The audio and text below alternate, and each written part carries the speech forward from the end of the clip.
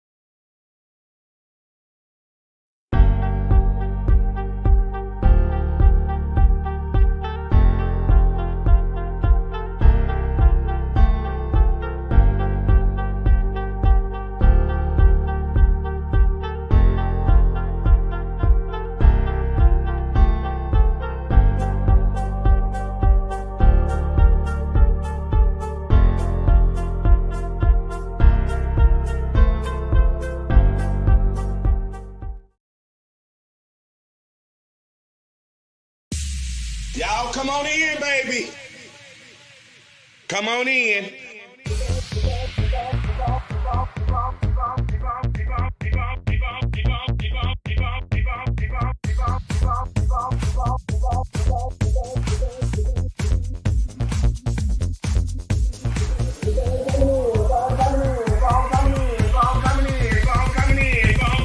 I wait for everybody to come on in. Come on in. Come on in. Come on in.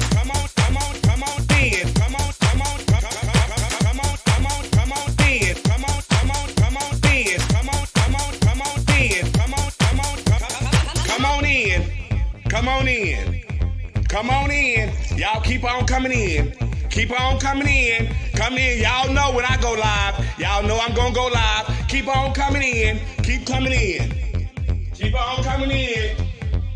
Keep on coming in. Come on in. That's right. Keep on coming in. Y'all keep on coming in. Come on in. Come on in. Come on in. Come on in. Come on in. Come on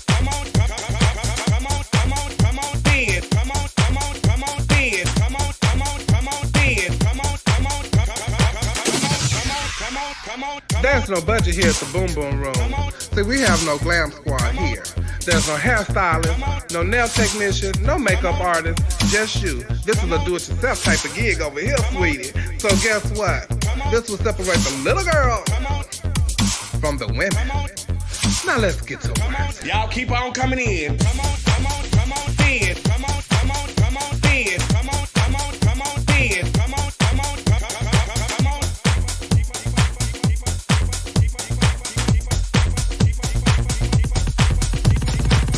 Y'all come on in, baby.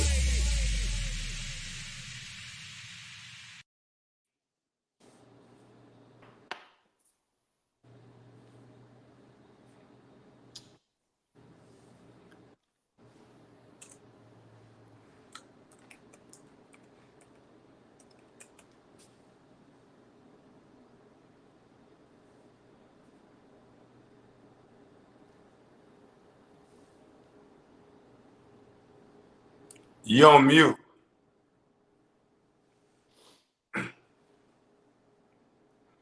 Hey everybody, welcome to Wednesday night for our point of view. It's time for us to get our juice, and we are back. We was on a staycation for a while. Hi Giselle. Hi, thanks for having me. Thank you for being here. Hey Neil. Hello. What's going on? Just finished with my old man. He about to drop his sister off and then come back over here. So I was like, let me get on for a little while. Oh, well, might as well, child, go on and play with us, child. Oh, I ain't even say aloha and hello to the people on the thing because I'm in here. Hey, Carmen, aloha. So I want y'all to click like, click share, and let them know that we are on for our point of view. It's time to get our point across and share our point of view and talk about some things and things like that. I know we've been gone for a minute. Hey, Trent. You on mute. Yeah, just like them people at Beyonce concert. What's going on? Child, nothing. I'm over here on my I don't go live, so I was over here on my TikTok on my live on the TikTok and trying to win some TikTok swag, child, like my little tripod I got off of TikTok. Tamika X brought me on to her TikTok the other day, and I left her with some great words of encouragement. I told her to keep God first and them dicks on her dresser. Okay, yes indeed. If I tell you, and Tamika's over there making a coin. Tamika don't even want to do shows no more. She making a coin and getting high cholesterol all in one while. Baby, she is yes, indeed. Neil, what's been going on with you? Oh, what has been going on? Working, doing my relationship things. The usual card playing. Yes, cards. This past weekend I went to Kamala Harris rally. How was that? It was amazing. I'm going tomorrow also. Where's it being held? Tomorrow's going to be in DeKalb County. And the fascinating thing about it is that certain schools are going to be ending early tomorrow, and my school is one of the schools that's gonna be ending early because it's near. That's me and my friend Danny. We went to that rally this weekend. Yeah, I saw that. I was like, oh, that's what's up. She'll be here. She'll be here on Friday. I think it is. Her, Obama, and Bruce Springsteen gonna be there tomorrow. So I get to go to work. We end work at 11:30 tomorrow, and the kids get out, and then I'm gonna go to the rally. Yeah, I signed up to go to the one here on Friday because I'm off on Friday. I leave on Saturday, so I'm excited. I can't wait. I love it. I mean, it's so much energy, so much just fun, just outside with the people and conversing. See so many people out there. I saw the Brad out there. I saw the mayor of Atlanta out there. The Brad girlfriend, a wife, I saw out there. I saw a couple people from Love and Hip Hop out there, and like just in the audience, just all the middle class. Yes, voting for Kamala. Yes, Lord. We vote for Kamala, baby. We love it. The only thing is, it was at the Lake Boy Amphitheater this weekend. When I tell you, they said no alcohol, so it was a dry event. So people only order drinks like soda, juice, water, popcorn. Damn, Neil, how you survive that? Oh, you had something. You even let y'all take flask in. I mean, flask. They had the Secret Service police there, so they was scanning everybody going in. Baby. So it was just a couple of hours, but afterwards I made up for it. Oh, I know you did. I know you did. Look, they had went to the concert the other night, the reunion, the Kirk Franklin concert, Frida and my child Rob. And I saw them leaving out. I said, no drinking or smoking on y'all way to the concert. I need y'all to go in there with a clear mind. I need y'all to go in there with a clear mind and accept the word, okay? Hallelujah. Because I don't know. I know Kirk Franklin be on there grabbing his crotch and stuff and all of that. People be saying, what song is Kirk doing to make him do all them dance? I don't know. I love it, though. I love it. Kirk Franklin used to be so sexy to me back in the day. I used to love Kirk Franklin. Kirk look better even now, though. I love Kirk Franklin. Yes. I love him. Yeah, he just be in the tightest clothes. I'm like, Kirk, it's too tight now. I could do without all that gyrating and stuff that he be doing. Kirk be in the gym all day long. Kirk gonna show y'all what he got. Yeah, I ain't mad at him. Hey, Jeff. I was in LA this past week with Jasmine Master celebrating her birthday. Happy birthday. Shout out to Jasmine Master. Happy birthday. And, so I had a good time. I was in Hawaii before that. So I had a good time down there. Giselle, what you been up to? Well, wait a minute. Speaking of Jasmine, did she get her picture on a mural or something? Yes. That's huge. Congratulations. There's Jasmine Master. She's on the side of the West Hollywood City Hall. And it's a mural of her doing I posted it on my page. And that's a big thing. And that's also, huge. Congratulations. That she is the longest black drag entertainer in West Hollywood. Oh wow. Oh, fuck it up. Oh no, that means she old.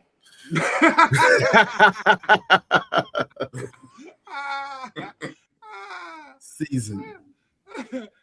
What's up, Naisha? Naisha Dupree in this thing. Shout out to my sister Naisha. I see she was running things over there at the rehearsal the other day at the Stars of the Century. She was telling y'all I love Giselle. Hey Diego. Also in the news, y'all gotta bear with me, child, because Coco's not here, so I'm running everything over here on my own. In the news, we lost a gospel legend and Whitney Houston's mother. Sissy Houston has passed away while we was on break. And now that all that's left is Gary and the other brother, right?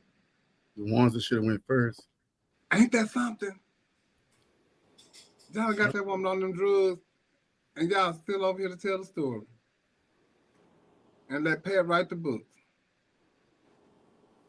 Ain't that something? I wouldn't take no bath nowhere around them. Oh my God. What's that? And I'm finna wade in the water with me, baby. Sissy Houston seemed like she was mean though. I bet she was mean as hell. Stern, do you hear me? She was stern. You can tell she was stern because of I don't know. And then she was strictly by the Bible too. Like, she's one of those, she's from that school that they really believe every single line in the Bible. And you have to live by that. Because had she let Whitney be a carpet muncher, Whitney would have been better off. Whitney might still be here. Baby, y'all see, she told Oprah she wouldn't have been happy with that. She wouldn't have been okay with it. No. But I don't think Oprah was giving very much. Are you serious right now? Yes. Was she doing it? Did you just say that for real? He said she had to ask again, so you wouldn't have been okay. No. But I don't think Whitney not being able to be her authentic self was the reason that she's not here. I think the reason she's not here is primarily because of her brother. What that's one thing, but still you meet people in life that's good for you though. Like Robin seemed to be good for her. They let Bobby Brown stick that big old dick that he had been humping around into Whitney, and Whitney had never felt nothing like that. Crazy. Let me tell you something. When she felt that pole, that rod, that staff, that comfort her, it was over. Yes, it was. She was on stage calling Bobby Brown the king of R&B. Well, everybody the king of R&B. They thought Whitney had early dementia. This is the family show. If she put her own child out the room to her baby, we just need just a minute. Okay, camera people, we need just a minute, y'all, please, because this man been gone, locked up, and I need some of this meat. And I saw Bobby Brown on a plane before we was coming back from somewhere with Miss Pat. He was on a plane. I want to kick him in his stomach so motherfucking bad. Because how you fuck up Whitney Houston? I mean, I know she got her own decisions and stuff too, and I know that ain't. But listen, when you got a nothing motherfucker with you too, ain't nobody gonna get better. Child. I'm trying to get off dope. I'm about to order me an 8-ball. I don't give a fuck what you do. And I love Whitney Houston, but like I still say, she had more doing than he did. No, it's that dick. But let me tell you something. That's what I'm saying. Can I tell you my theory too? Can I tell you my theory too? Whitney Houston was too big of a star to even be with somebody because you're going to get jealous. His career had fizzled a lot, and sometimes it could be your best friend. It could be some people want to see you down a few notches. You know what I'm saying? So they ain't gonna be in your best. They're gonna act like they got your best interest at heart, but they really don't. They like that downfall because he couldn't relate to her way up there. That's why she kept stepping back, trying to make him shine, even when his light had dwindled out. And a long time ago. Drugs really took control because she had having to step back to let his light shine. His light shine. His light kept flicking. And now it's time. Give it up. Put it around. King R&B. Bitch would clap like she had a tambourine in her hand. You know this ain't the king of R&B. I used to talk about blame all them and leave Clive out of it. Clive got dementia now. You see him asking about Puff there. He didn't know who Puff was, huh? Oh, that's because he probably was at one of the parties. He claimed he got dementia. He orchestrated the party. He funded them. He claimed he got dementia, child. But the child, Bobby don't act like no Memphis who? From Memphis? The white beater? No. He's just saying a Memphis, somebody from Memphis. Oh, he said act like a Memphis. I don't know about that, Diego. How are Memphis niggas? Oh, ghetto and hood. Oh, ratchet. You love me. I was just in Memphis. This week because I rerouted my flight from working to my mom's birthday was yesterday. Happy birthday, Mama Carmen. And I told my mom, I called. I said, hey, I said, go put some clothes on, get ready. I'm gonna have my sister to pick you up. I'm gonna take you somewhere nice to eat. She said, oh, no. She called me Charles. She said, oh, no, Charles. Don't spend all that fucking money on me on no food. I ain't that hungry. No way. I knew it. Listen, she said, if you take me to a nice restaurant and spend all that money and then drop me off, tell me you have a good time, I'm going to fuck you up. She said, just give me the money. She said, take me to Crystals.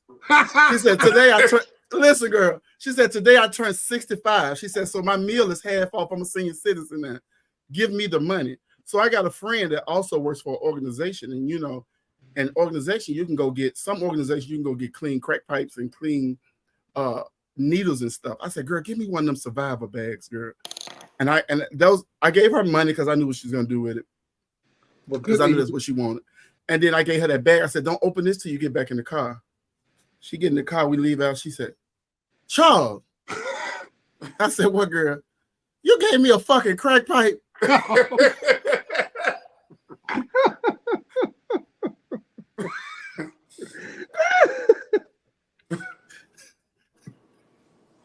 So I don't know. Was I wrong for that? Well, well, because it's what you assuming that she's still using it. I ain't got to assume shit.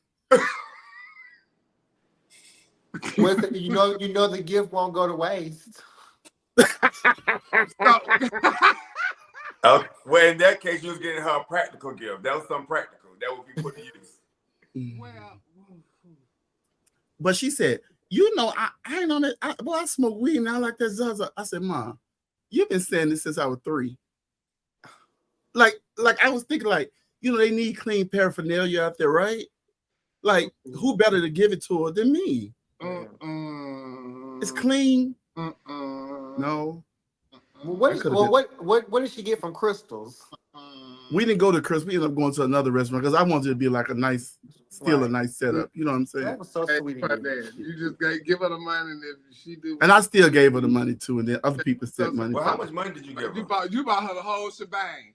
So see, no, you shouldn't have did that. A day's worth. I think that you gave her enough money for a day's worth. Yeah.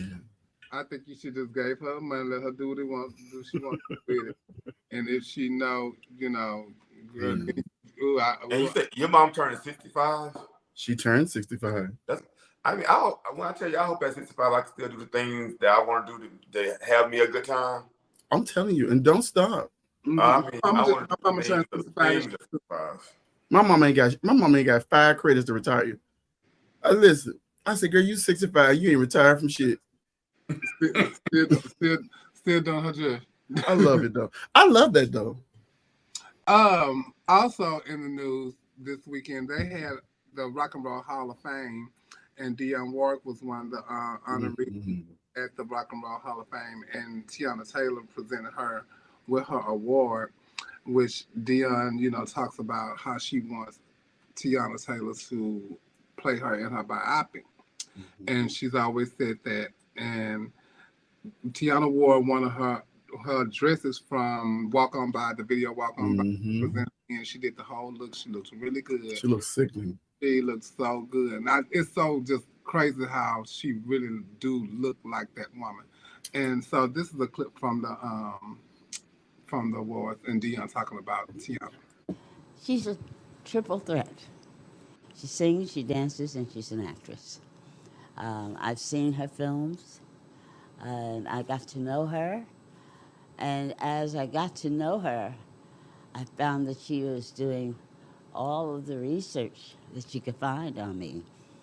And I also found that she knows more about me than I know about myself.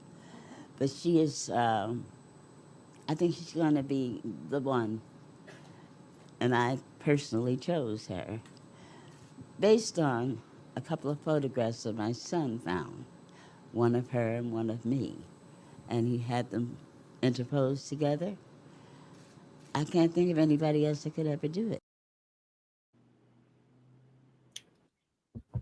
And if they don't put no bottom teeth on Tiana when she do this story, and that's have y'all watched the Dionne Warwick documentary? The Naisha want to know why Giselle is on, because I asked Giselle to be on here. She messing with Amaya, honey. And look, I was gonna ask Amaya too to be on here, but I was like, child, I don't know, because she's doing the pageant right now. You know, y'all got to be politically correct. Don't want to come on here saying nothing and all that kind of stuff like that. Giselle, come on here and be herself. So we ain't got time for that. She already won, child. Yeah, we gonna keep after several attempts. You know, the Rock and Roll Hall of Fame. I was looking at like some clips of that this weekend. It's getting so. I don't know. I see Mary J. Blige was inducted this year. As she should be. You don't think so? I mean, it's so weird that Mary J. Blige and Cher are getting inducted the same year. At the same time, yeah. That's what like Mary J. Blige and Cher. And a Tribe Called Quest. But don't you have to be? Don't they only nominate like so many a year, and you have to? But that's like, what I'm saying. 4 Cher. or 5. I would have thought Cher was already part of some shit like this years ago. They didn't know. They don't know how old Cher is, so they just was waiting on the right time. That's like Chili Pepper. Don't nobody know how old she is. I'm telling you, they froze their face at 40. I'm like, it's crazy. But it. I like that Dion, like letting y'all know, I chose her. That was so funny. Dion give me what she is related. Is Dion Ward? See, I really don't know much about her. Is her life that interesting that somebody want to make a movie about it? I was just about to ask that. Yes. And they are still using Dion's music today, like in all kinds of music. They still sample her music. I say a little prayer for you. That was hers first. Walk on by. I'm saying anyone who have a heart. That doesn't mean your life interesting though. She was a music pioneer. She's a pioneer though. What you would be surprised is what you do find out when they do drop these type of documentaries. There's a lot of stuff that we don't even know about artists and how pivotal they were to the growth of music. You know what I'm saying? Like she said, people still using her stuff. A house is not a home. That's her. Mm-hmm. You know, I mean, what's that song that Anita Baker got that No One in the World? No One in the World. I love Dying. All of her songs. We could sing somebody else's song though. You want what?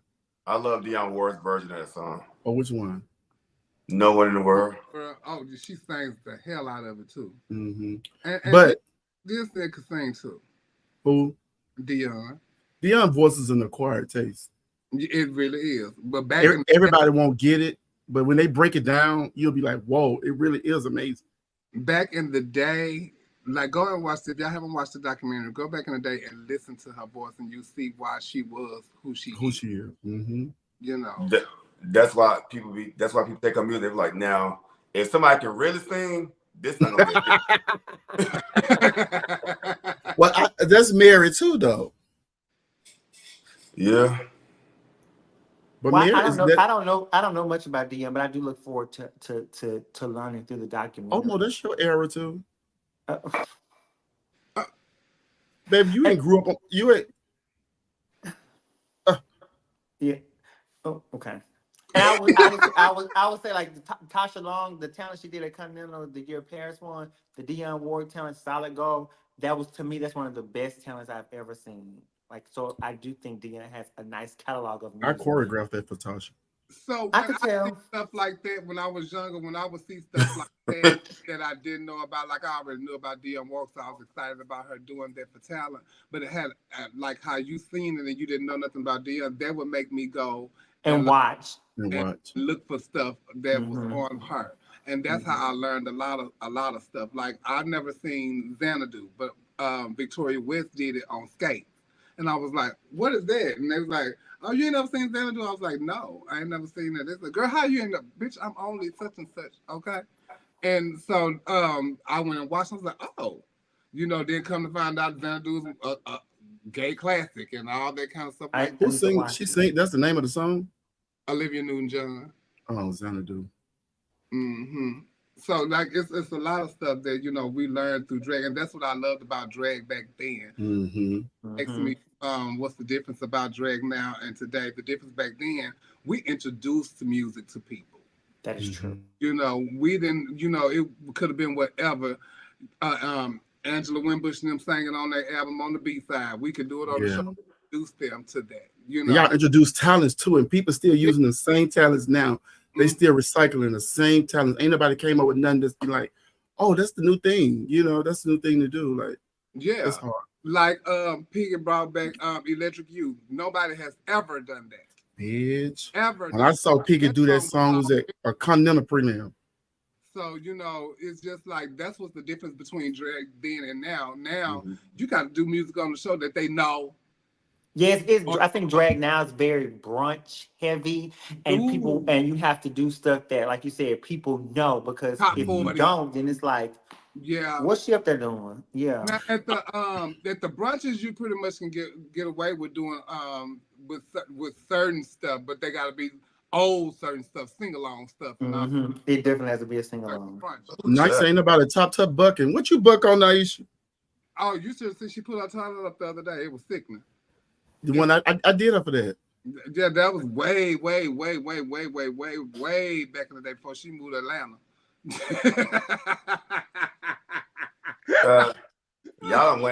We went from talking about Dionne Ward to drag brunches and stuff. But we was talking about. If you were listening, we brought up Dionne and Tasha Long doing Dionne, so that's you brought it up, not we. You brought it up. Ladies and gentlemen.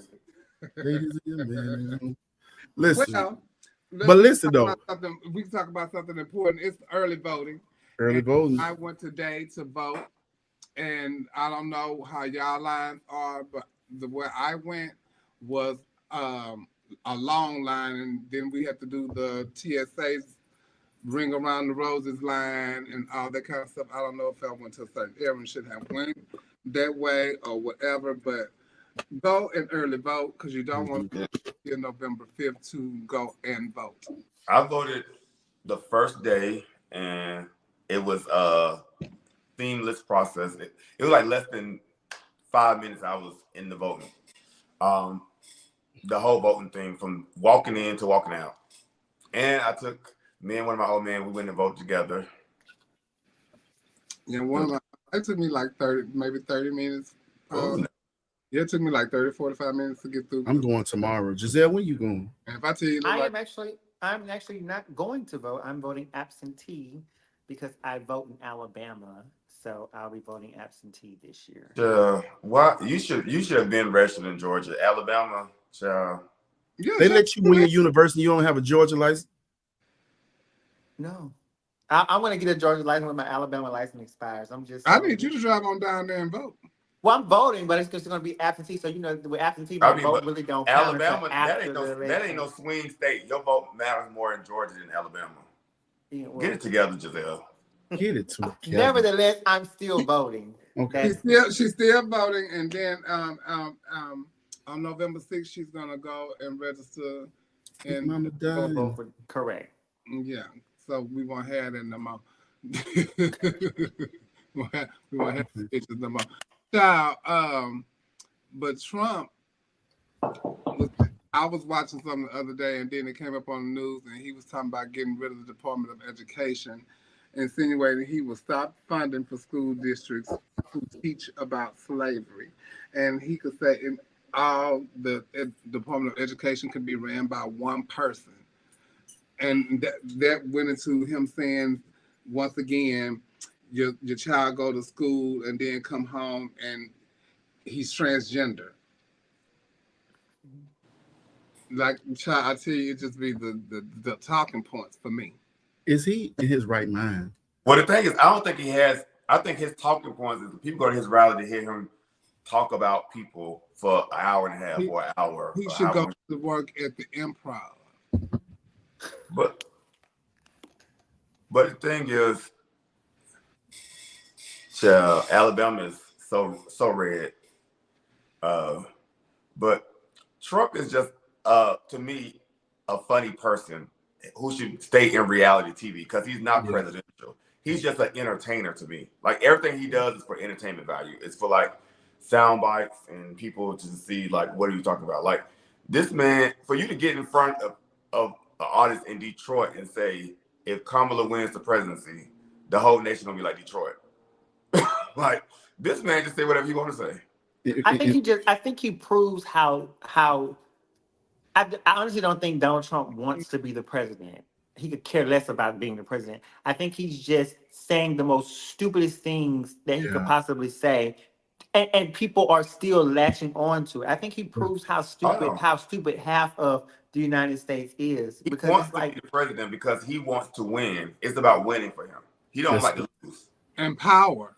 It's about winning, but actually doing the job of being president, that he could care less about that. No, he wants that job because he wouldn't run again. You already don't want a president. You already did it. So you I don't want think it. so. I just You, don't think so. you want the job. Hell, if the man want power, that's what he really wants. Because if you already done had the power, you already done been the president, you're a former president.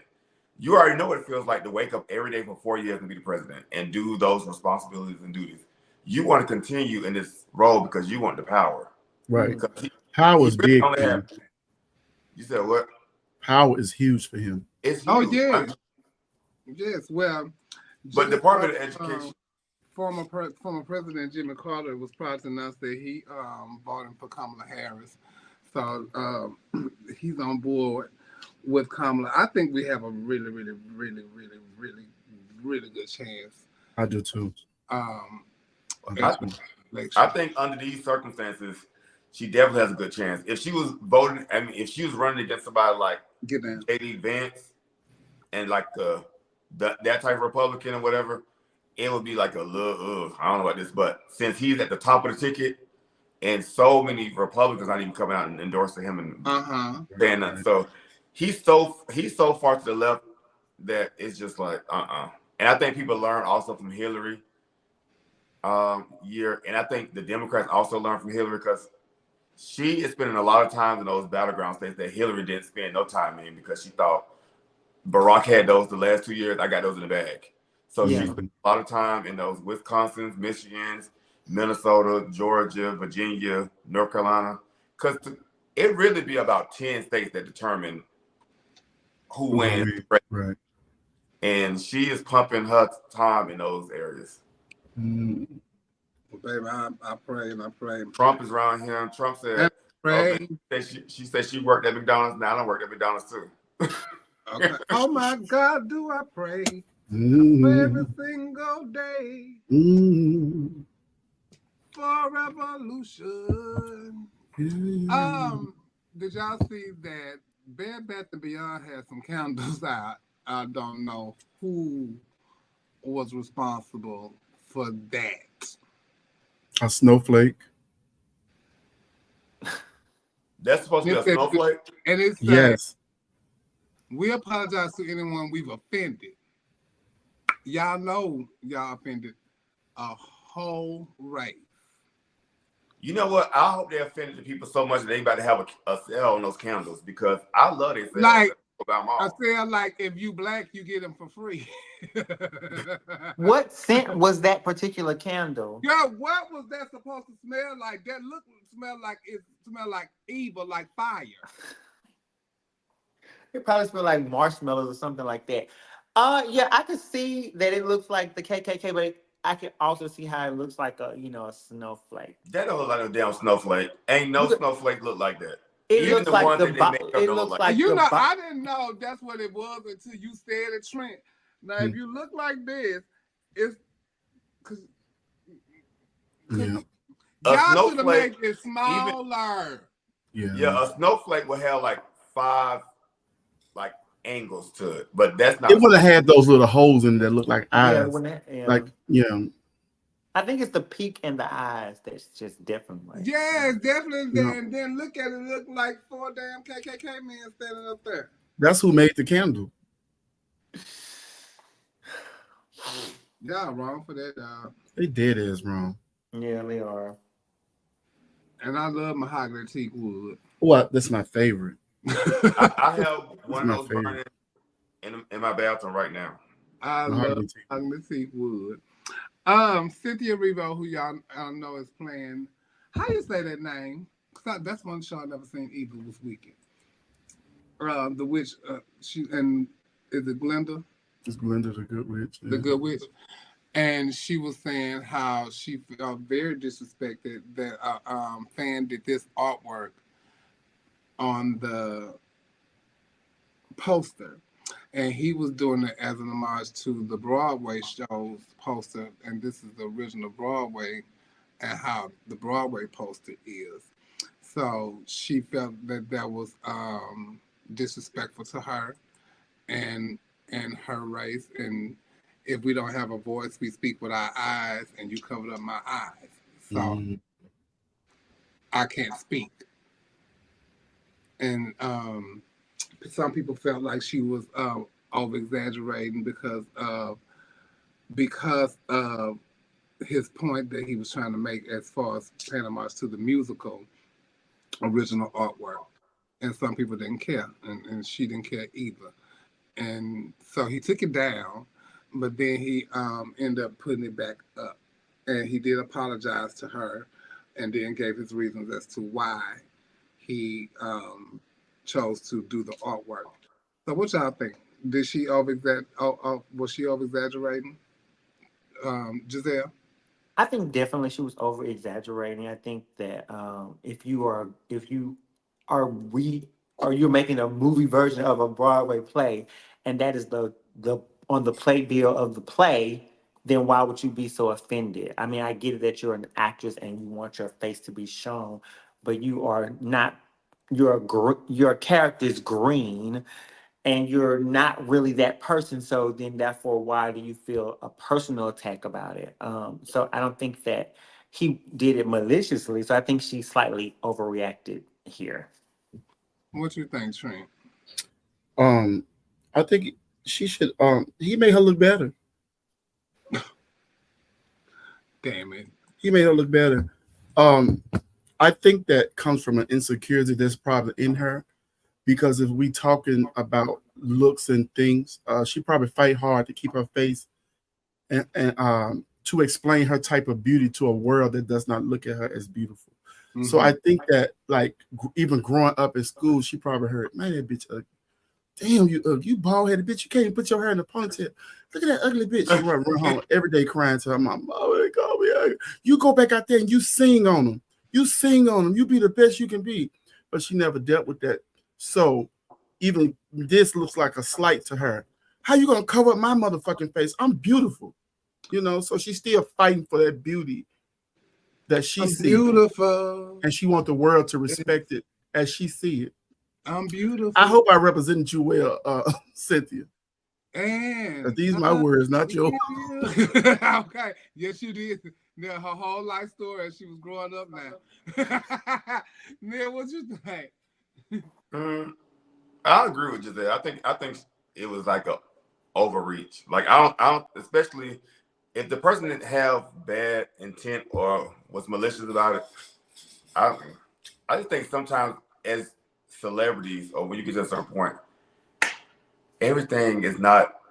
I'm just not gonna respond to everything.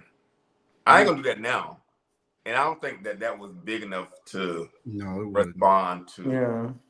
Especially if it wasn't done malicious, and when the person made the post, it wasn't like a reedy post towards you or against you. I think this person really thought that they were doing something good, and that's what he said in his comments in the post that he had ended up making about the situation after he had read like the comments of everybody and all that. And they saw his intent. And so he was like, he put it back up because it wasn't anything malicious and no ill will towards her because he thinks she's amazing. Mm-hmm. So, and she truly is. Mm-hmm. She truly is. This a movie or Broadway? A movie. It's a movie. Well, I tell you, I've seen Wicked like 4 times, like 4 or 5 times. I've never seen it. I don't think I've never seen it. I think I want to see it. Somebody did it for talent at Gay America one time. It was amazing. And it was amazing. That's like she was flying for real. I don't know how much money she spent on that. That's as far as I got. She won, actually. And she done it a couple of times until she won. Mm-hmm. I'm just not seeing a couple of things. I just seen what's the one with the fish? Finding Nemo. No, the one that I said Little Mermaid. Little Mermaid. I never even seen the cartoon. Really? I've never seen that. Little Mermaid. Like my type of judge. Yeah. When people talk about Little Mermaid, never saw that. I've never seen Beauty and the Beast. Never saw that. Snow White and the Seven Dwarfs. Never saw Snow White. Oh, I've seen that. You never saw Snow White and the Little People of Atlanta? No, but I mean, Little People of Atlanta. But Snow White,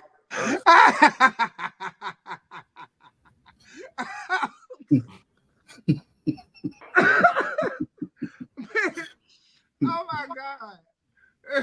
Now, speaking of Atlanta, there's a young man named Brandon Dillard from Atlanta. He is arrested and charged with practicing dentistry without a license.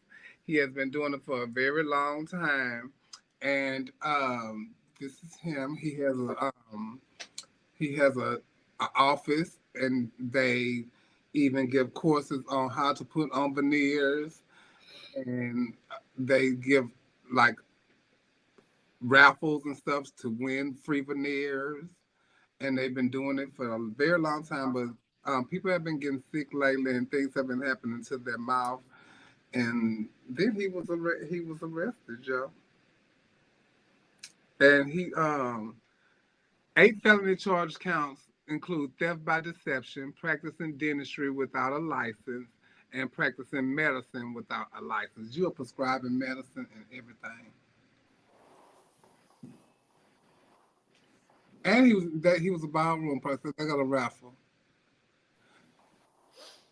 $100 for 6 inches. Winner get a full set of veneers.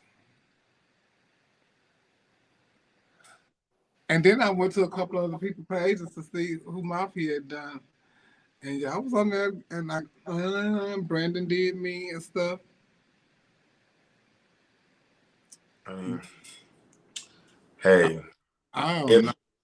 I mean, I don't have a problem with it because if the folks gonna let you do what people do that all the time, I don't have a problem with it. And then on the news, they said everything was set up, and he had been set up in the office for years. All the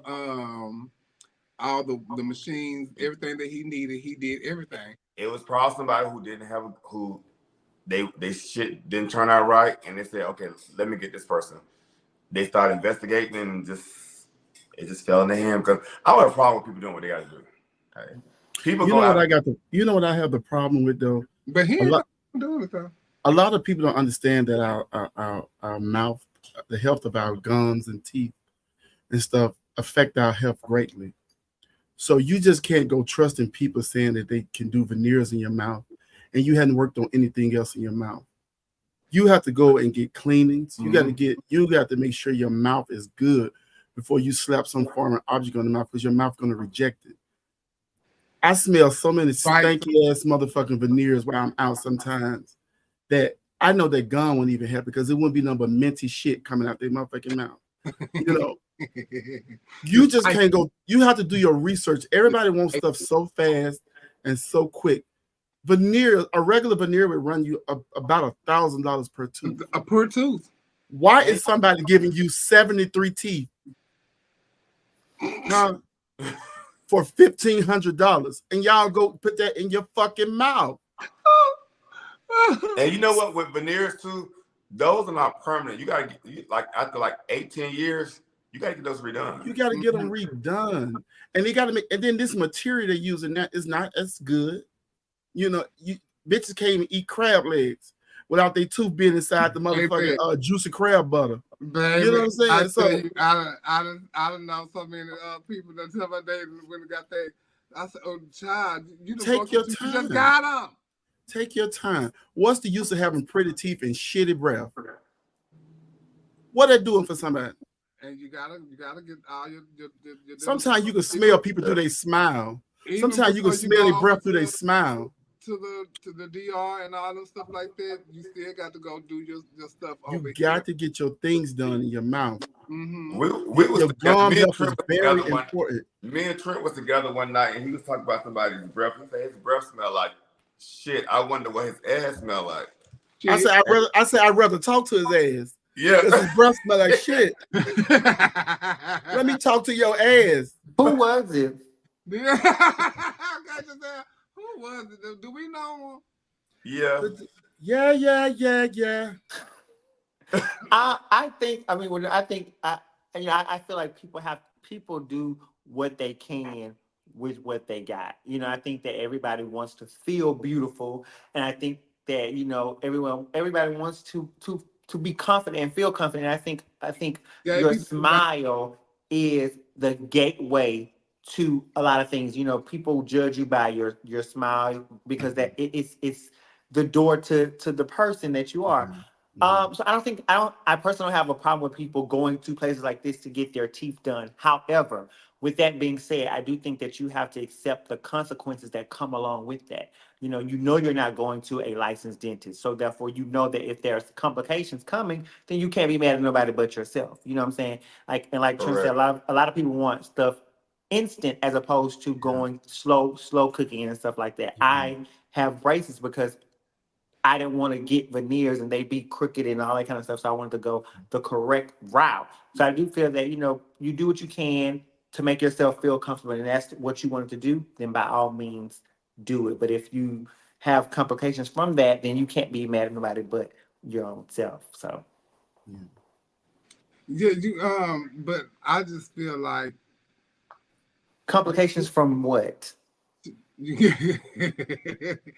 feel like you should braces, I guess. You do definitely have to do your research and do your stuff before you go anywhere. Yes. If you plan on going overseas, you definitely have to and get you a dentist when you get back from overseas. Get you a dentist that you regularly go to. You know what I'm saying? Don't just throw no teeth. It's just like, for instance, if you saw a house that was dilapidated and about to fall down, and you hurry up and run and put paint on it and put siding on it and every stuff, what's under it still gonna fall down because you didn't build it on a great foundation. You listen. That's how people. Right. You're right now, but that's why I'm telling people do their research on when they go and get letting people mess in their mouth. Because you can get heart disease from your gums being fucked up. Baby, that mouth. Well, people imagine dying from tartar. Black. But people, sometimes, like y'all said, it's fast. They want to get it done fast. People want not only fast, but they want it cheap too. They want it cheap because I had a girlfriend who went out of the country to get a coochie and came back over here. Shut the fuck up. And the coochie was crooked.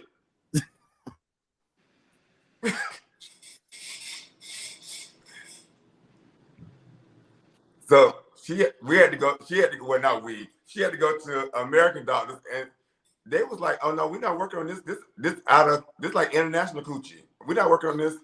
So it took her like months to find a doctor that want to work on the cricket pussy. It was just it was a mess. The coochie. So was the pussy going to the more slanted to the left or to the right? Yeah, the coochie. That's why I'm like.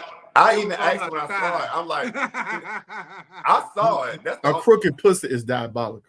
It is. I was like, child, did your dick have a crook to it? Like, I didn't know what it was. Oh my god. Oh my god.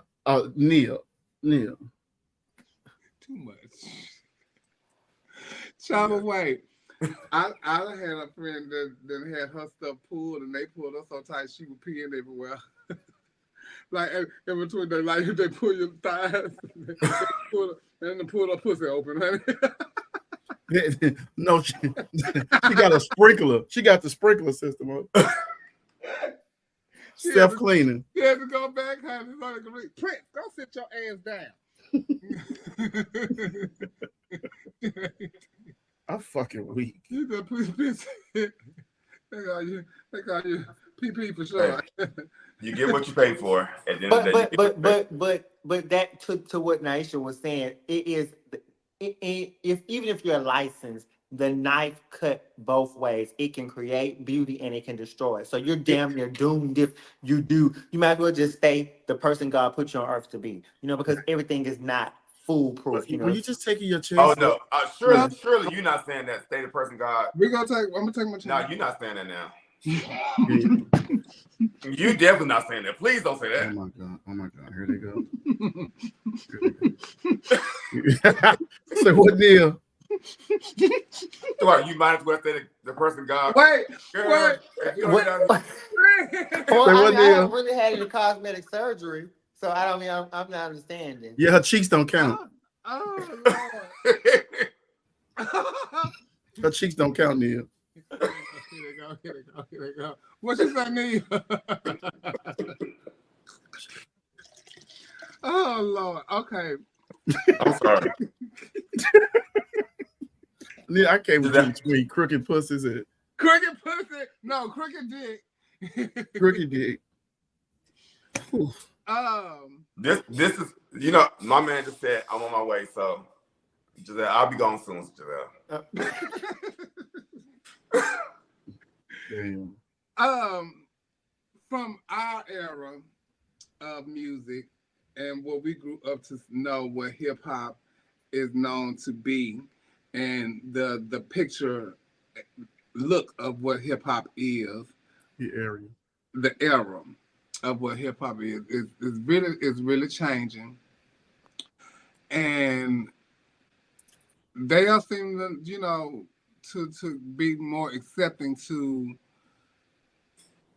what is showing up in music. Look how hip hop has changed from hours to now. They wrong for this.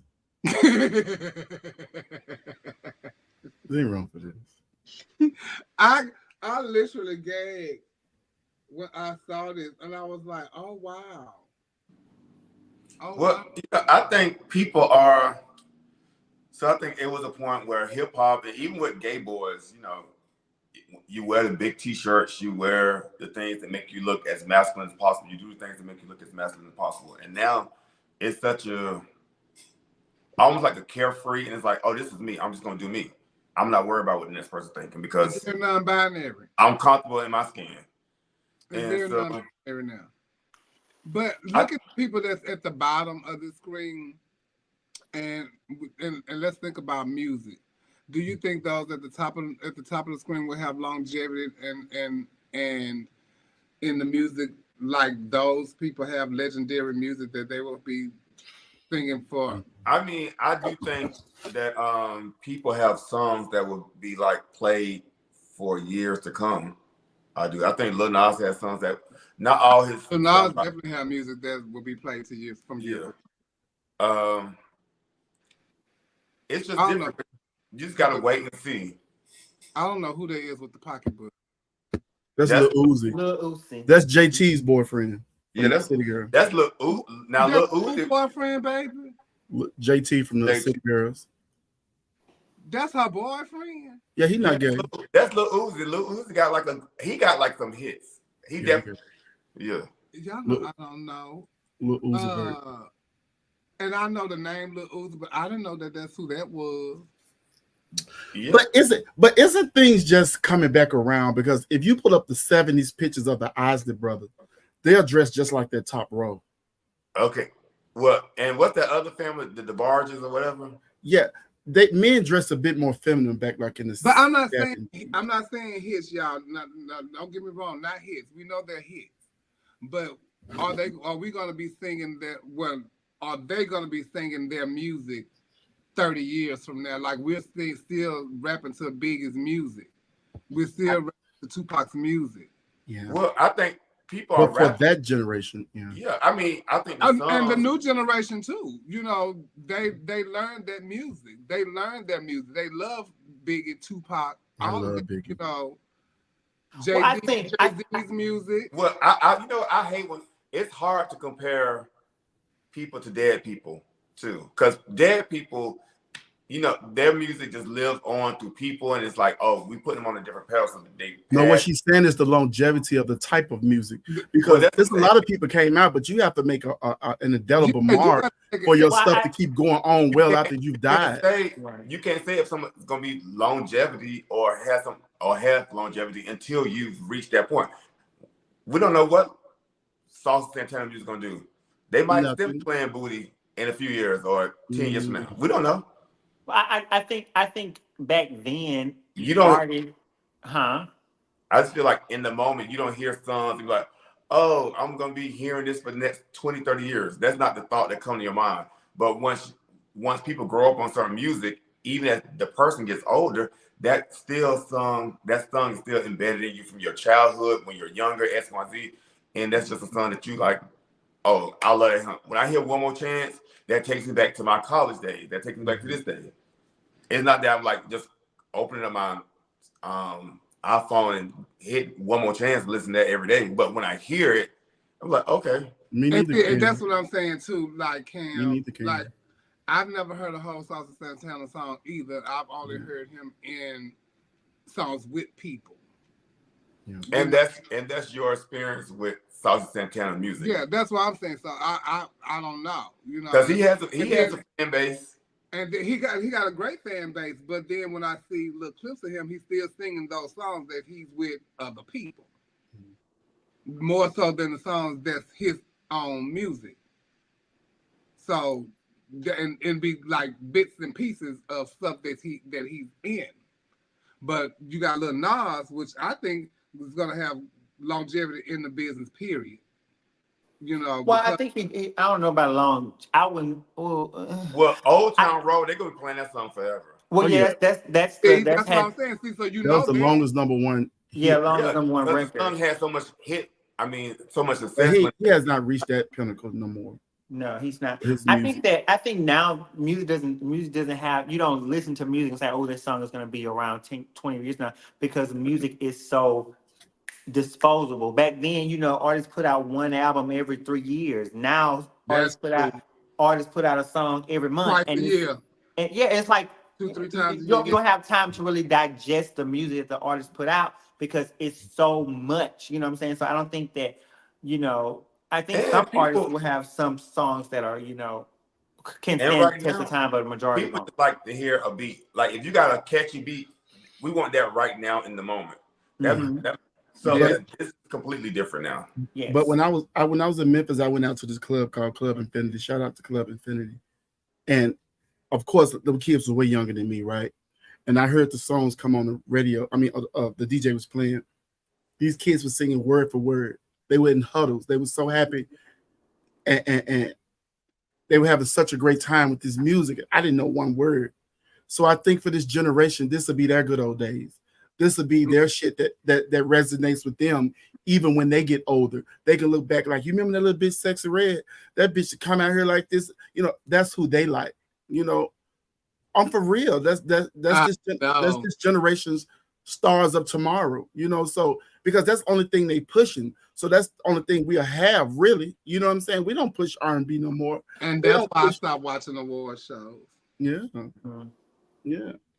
And because that is all, you know, and that's not, you know, that's not my go-to song. I'm, you know, and like when I see the Sexy Red bitch, I be like, want to just choke her.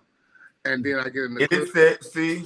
Get it sexy. I like Sexy Red. It's so funny, like, once I found out she was a Trump supporter, you know, I ain't like her. And then I'm at the club every time I bop to something, it's this bitch. And Freddie Sexy Red. Sexy Red. I said, oh fuck. She's a Trump supporter. Well, I tell you, she one of the ones that said that Trump gave her a stimulus check. Right. You know what? See, with Sexy Red, that bitch had like some lines that just carried me through my whole life last year. That bitch said, I don't know how to dance, but I know how to fuck. Oh my goodness, I love that line. I'm like, bitch, genius. Bend that ass over, let that coochie breathe. Genius. That's how too. Inducted into the Rock and Roll Hall of Fame today. Boy, please. Child, bye. She didn't even sell 20,000 copies first week out. Did she sell a copy? They just downloaded it. Child. They going to see her in concert. Most downloads.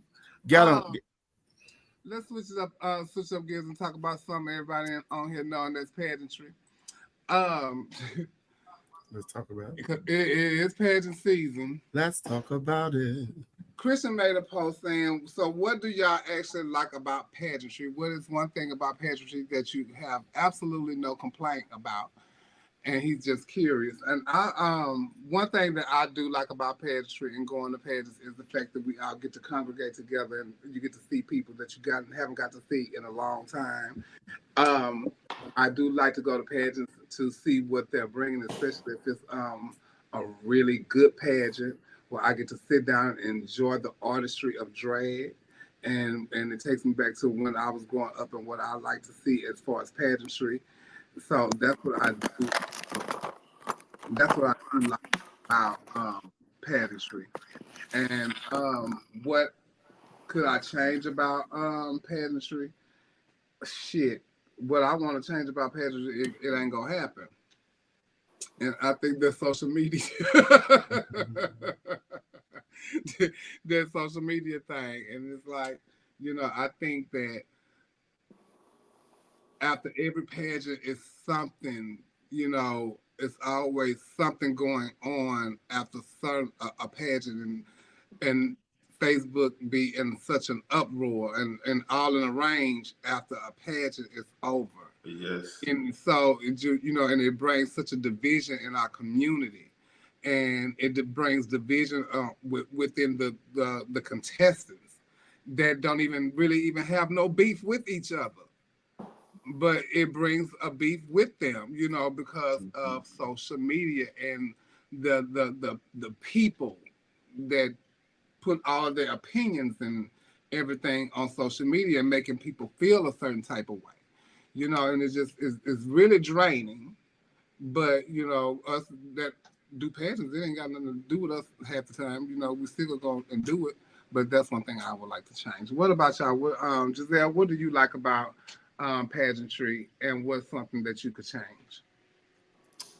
I think I like about pageantry. I think I like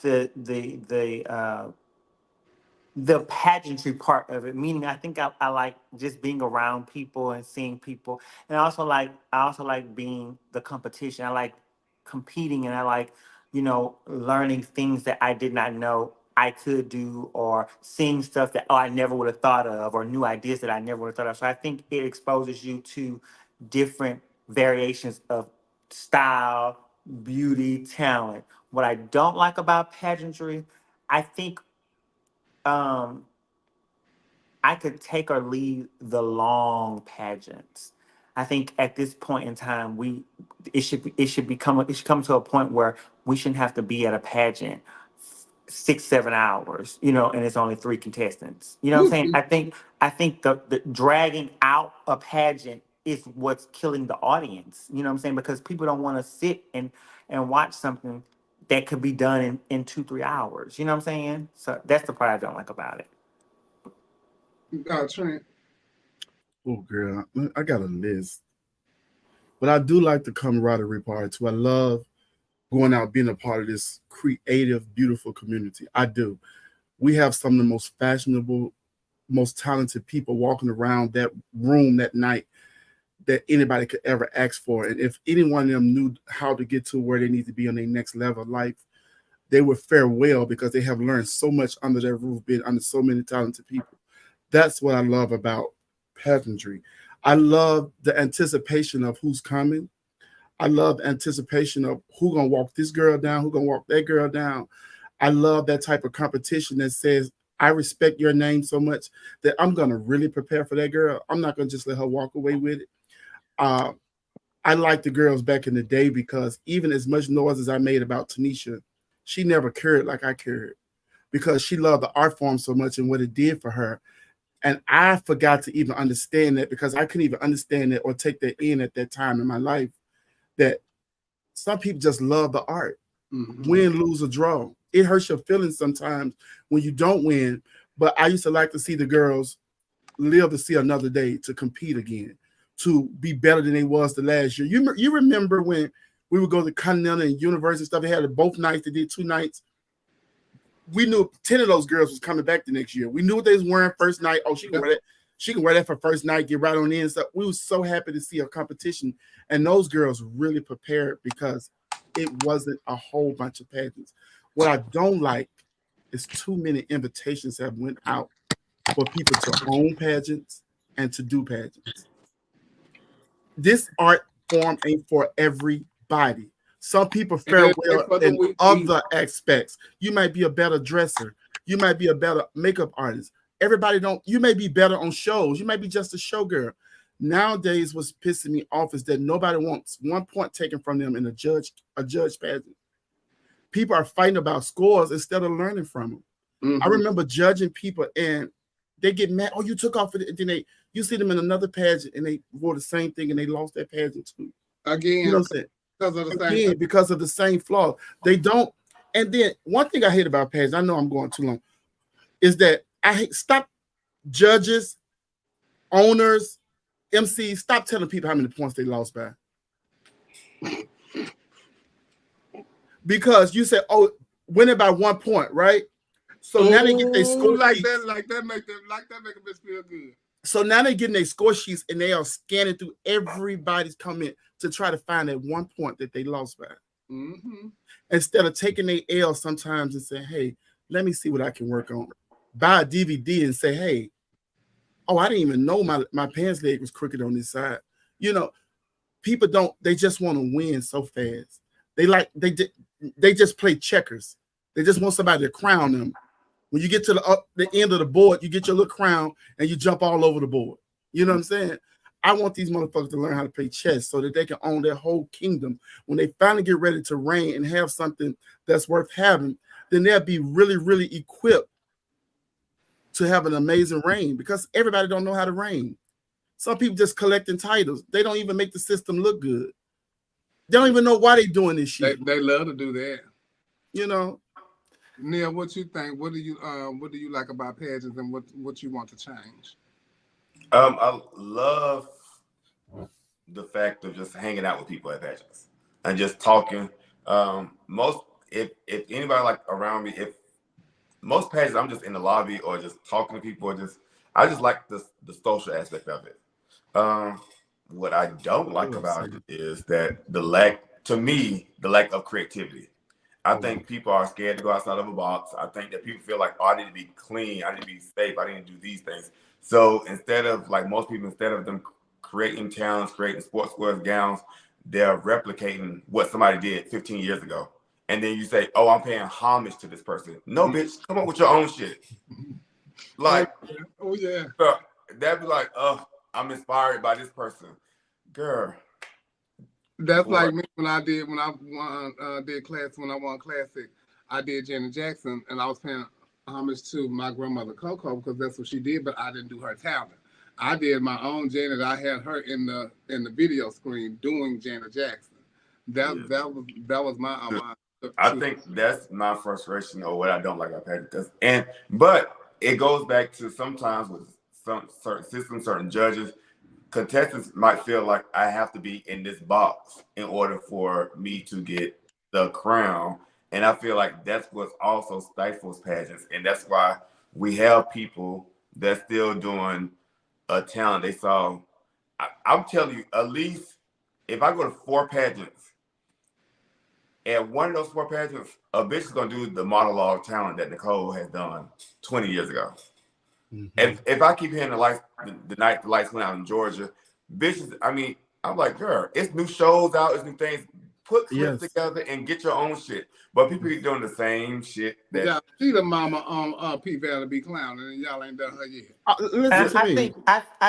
also think that pageants, in order to push pageantry forward, you have got to start awarding or rewarding the risk takers, because you just because the person who do something or reward someone who has pushed the envelope, even though it may be flawed, you still have to reward that person because they took a risk, as opposed to rewarding the person that's safe. Because if you keep rewarding the person that's safe, then you're only going to get safe. So it's like, I think the judges have to start now, That's what, I hate when I go to a pageant. What boils my gears more is if I go to a contest and you have a bitch who has had 15 bitches on stage and they have did X, Y, and Z. They have really entertained us. But they got this one dancer who just cannot get it together. Oh. This dancer is like a half step behind somebody else. Oh. And they have lost talent. Oh. But the bitch who came on stage by themselves and did this gospel have won, like by themselves. Oh. That grinds because that, to me, it lets other people know, like, well, bitch, I ain't doing all that for them. I'm just gonna come with my gospel. Right. And see, there's some people who can do gospel so good that it really can weigh up to what somebody's doing is dancing. But it's all. I lost my train of thought, man. I had talked to one of my nieces, and she's doing a pageant, and I asked her, what is she doing for talent? And she said, I'm gonna do my gospel. I said, oh, you got a gospel? Ain't that what they be saying? I'm gonna do my gospel. I'm gonna do my take time. What you tell her? What you tell her? I said, oh, you got a gospel? Yes, ma'am, I got one.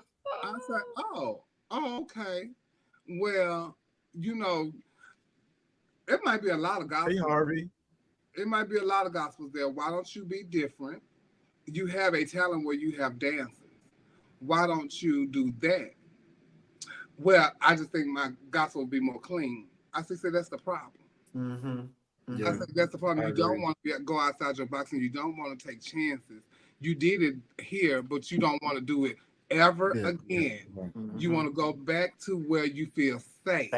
Yeah. But that's what Giselle was talking about. I think that's back to Giselle's point about the people who do things that's risky or do other things when they're not rewarded, and then you crown the bitch that came out there and did arms.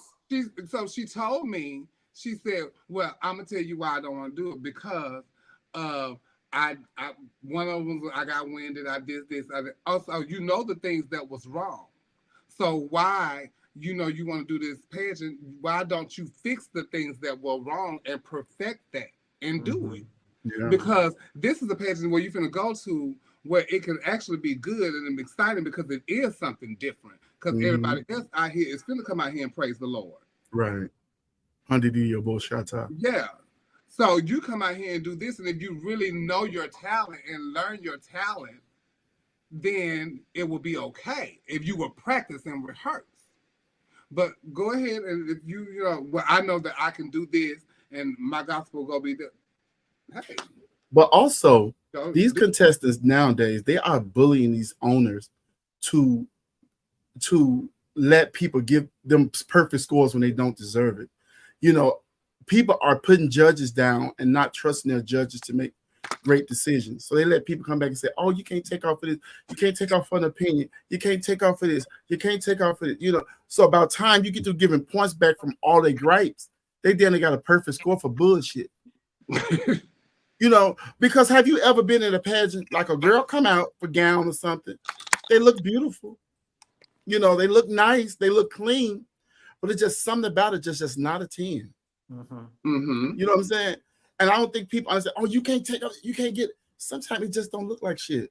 You know, and we can get technical, we can do all this other stuff, but that's what's cheapening up the pageants. Because you remember back in the day, bitches, it was gown after gown. Oh, bitch, you got, that's a Mackie. Oh, this is Steven. You know, this is such and such. This is such and such. You know, them hoes was preparing. And it was one talent after the next. Think about national. One time come with a fucking scene before. Right. A carousel that every time she walk up the step, it light up. Tan said, wait a minute, bitch, I'm finna fly in a jet. Wait a minute.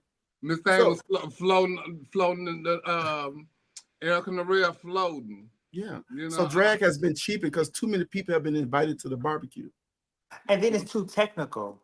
My dress is the right length. My makeup is this. My hair is this, so I should get a 10. No, bitch, your dress is the right length, but the fabric is ugly.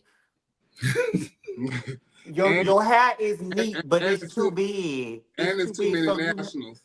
It's too many nationals. And then when we talk about we want newcomers to step up, but why? When we give them the same perks, some crowns look just like the big girl crown. And some is even better. Wait, the prize package is better than the big girls. So step up for what? So yeah, they got what national newcomer. They give away $3,000, but you go over here and win $500. But you sit up there. I almost did national newcomer myself. Shit, now y'all playing. Also, pageantry is what you going to say, Neil? I got 10 minutes. Oh, duh. How many? You almost made me 10 minutes. Let me tell y'all something. Y'all not come between me and my man. Listen. Tell him to give you 15. Tell him, man, give your booty hole a rest on Wednesday. Listen. I tell you, the other night he told us so good. Oh my Pageantry God. is moving forward. We only got 10 minutes with Neil, and he want to talk about his booty hole and his sex life with 3 men. Pageantry is moving forward to be all inclusive. Now you can have a beard as a female competitor and or a bald head. What do you think? I'm going back to bullying. They bullying people.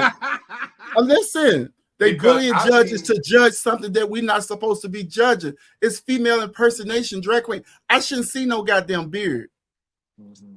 It's not even aesthetically pleasing. Well, as a competitor, I feel that the beauty in that is that it's opening up for everyone to feel included. Everybody should be included to everything, and that's just it. But the thing is, and to me, beauty is different to different people, and people confine beauty sometimes to looking the realest or the softest or the shortest queen. No, that's not it.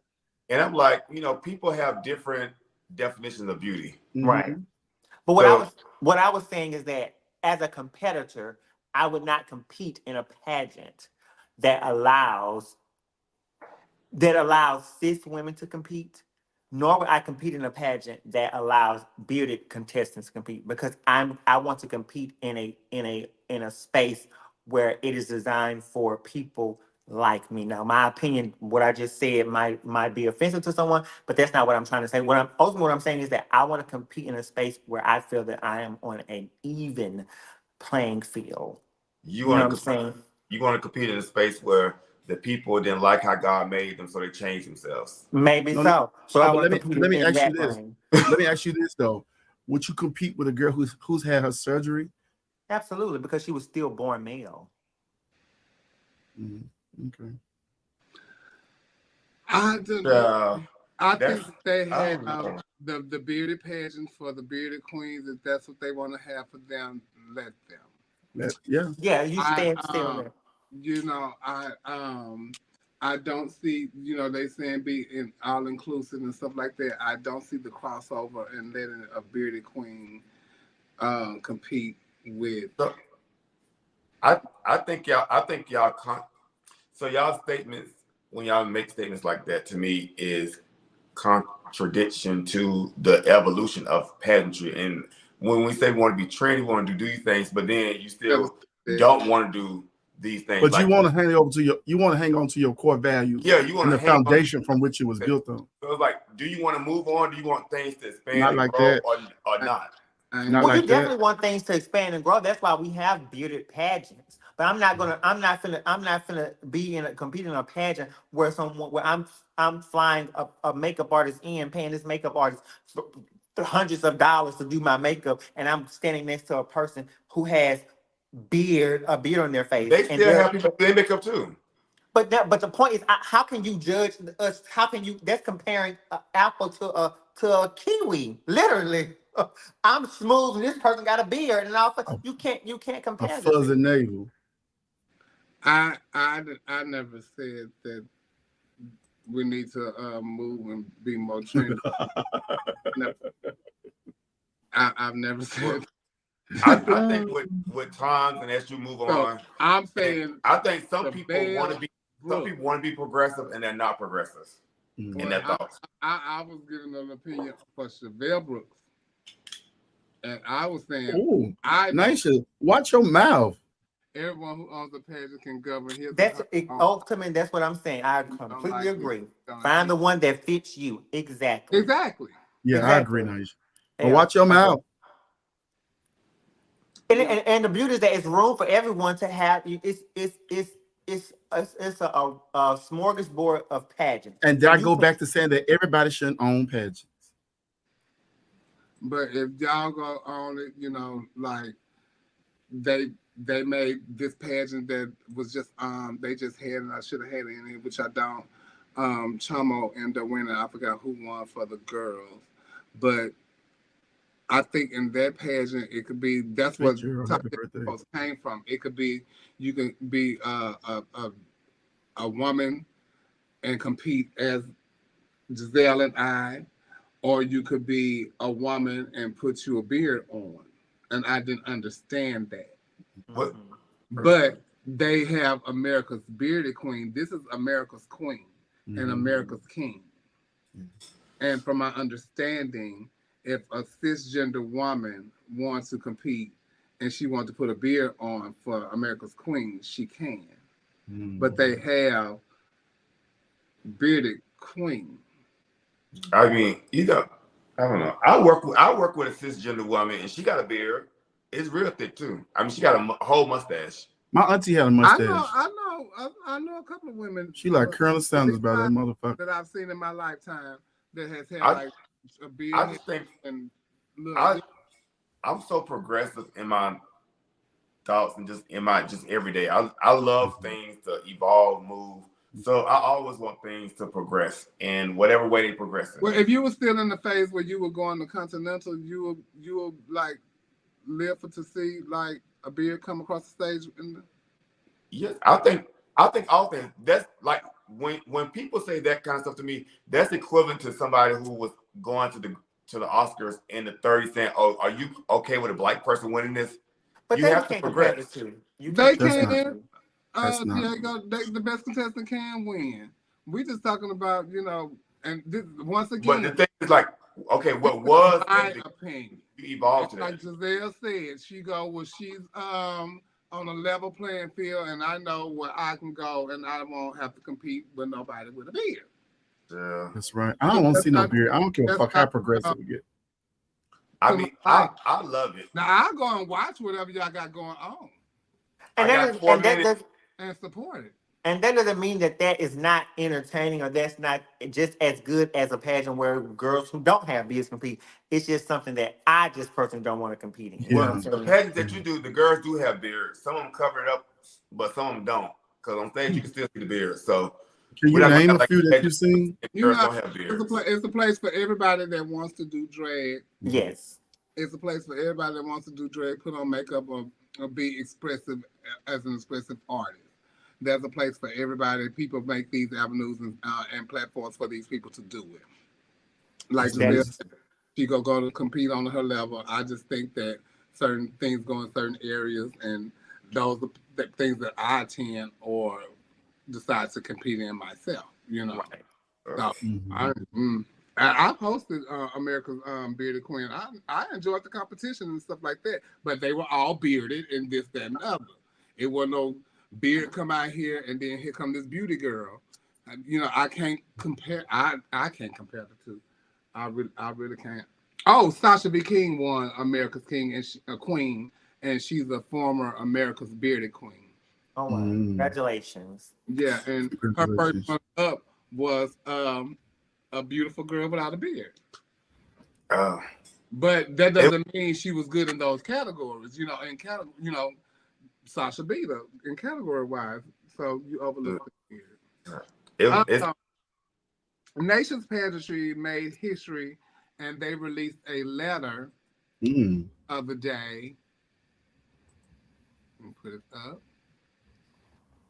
And they released a letter of the day relinquishing their newly crowned king, Landon M. Du Bois, of his duties as Mr. Nation, naming Sergio Braxton, who was the Duke, naming him the new king. So they make history because the Duke is now the king and he's the Duke. And the reason why he's the king is because it was only them two in the pageant that day when it was just them two. So when they were, I don't know if they took it from him or he gave it back or whatever. I don't know. They never said anything about what has happened with that. They dethroned him. Oh, they did dethrone him? Oh. They went live about it. He went live and then they went live. Oh, see, I didn't get all of that. I was in Hawaii. And so Tony, I'm on right now. I can't put that on right now. Oh shit. And so now the guy, and it's so funny because they crowned Sergio. They did crown Sergio, right? He won his division. The regular division was that Saturday, and he won. But he won. Go back and take it from him and give it to Landon. So then he ended up competing for newcomer the next night.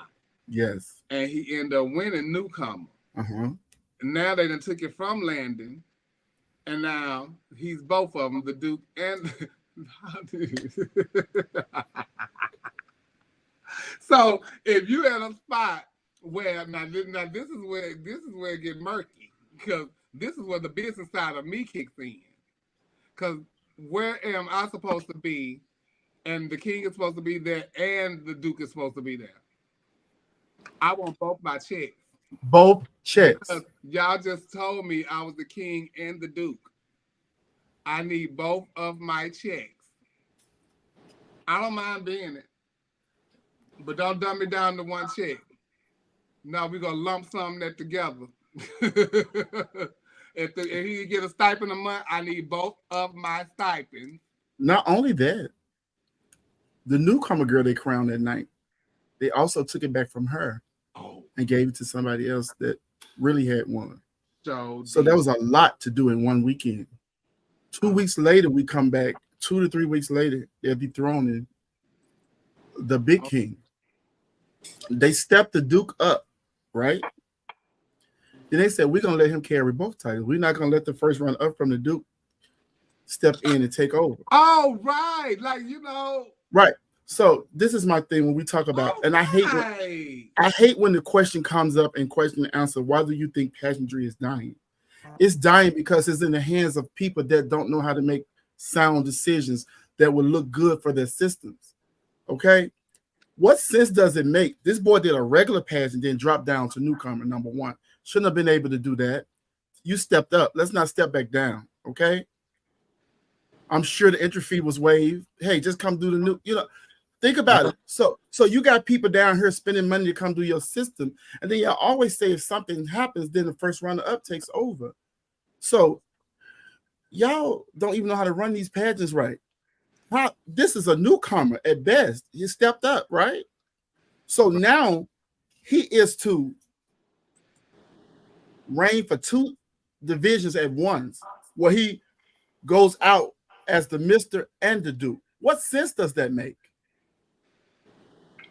What sense does that make? You can't handle 2 systems. That means you got to show up Saturday and do all your duties and stuff for the regular. That's 2 give up numbers. That's 2 openings. You're a newcomer. You don't even have the wherewithal to even do that. You can't really prove yourself as one, let alone 2. So I think that nations fail to create a better opportunity for the contestants that come and travel to do their systems. I think that now people will look at that and take that into consideration, because that just don't make no sense. That's not history. To me, that's silliness. That's foolishness. You know what I'm saying? Oh, they said he had to actually pay both entry fees because he wanted to back out of Duke, but because he wanted to do regular, and whatever excuse it is, he should have been allowed to do regular. I mean, newcomer. After coming from regular, these pageants got to stand on some type of integrity, because now when you step from one, they stepped him up though. They should have gave the first runner up the title and to be the king, right, or the duke. I mean, and I know. And listen, before anybody said, I know it's her system or their system. I know. I don't desire to own a pageantry system. I couldn't dare go through what y'all go through. We're just saying from the outside looking in. Shit just don't look right. But even when you win USA, the female USA, the TV pageant, when you win USA, and if you win Universe, who's ever your first runner up USA, they become Miss USA. Yeah. And you're no longer Miss USA anymore. You're Miss Universe. You're not even called back as Miss USA anymore. Because even when Chelsea Smith used to say, I would say she Miss USA and Miss Universe, she said, no, I'm Miss Universe. Mm-hmm. And I never understood that. And she said, once I became Miss Universe, I'm not Miss USA anymore, because the first runner up becomes Miss USA. So therefore, not to say that, we make our own rules and our pageantry and what you want to do for your pageant, but I just see, like you said, to be fitting to do that for him. To do right by the community, because people come patronize your system, holding you to some type of integrity and some type of truth that say that, because I spent money coming to your system. If somebody can't fulfill it, then I'm supposed to step up. But then I do appreciate too, if you don't want me, then you don't want me. But you got to know from the outside looking in, this doesn't even look good. It was too many discrepancies that whole weekend. Too many. Yeah, very a lot. Okay. Shout out to Nations. Shout out to Nation. Do better, Nation. But, Do fucking better. I'm gonna holler at y'all later. All right, go on with your old man. I gotta be like Oprah. I'm about to run on. See what the end gonna be. See what the end gonna be.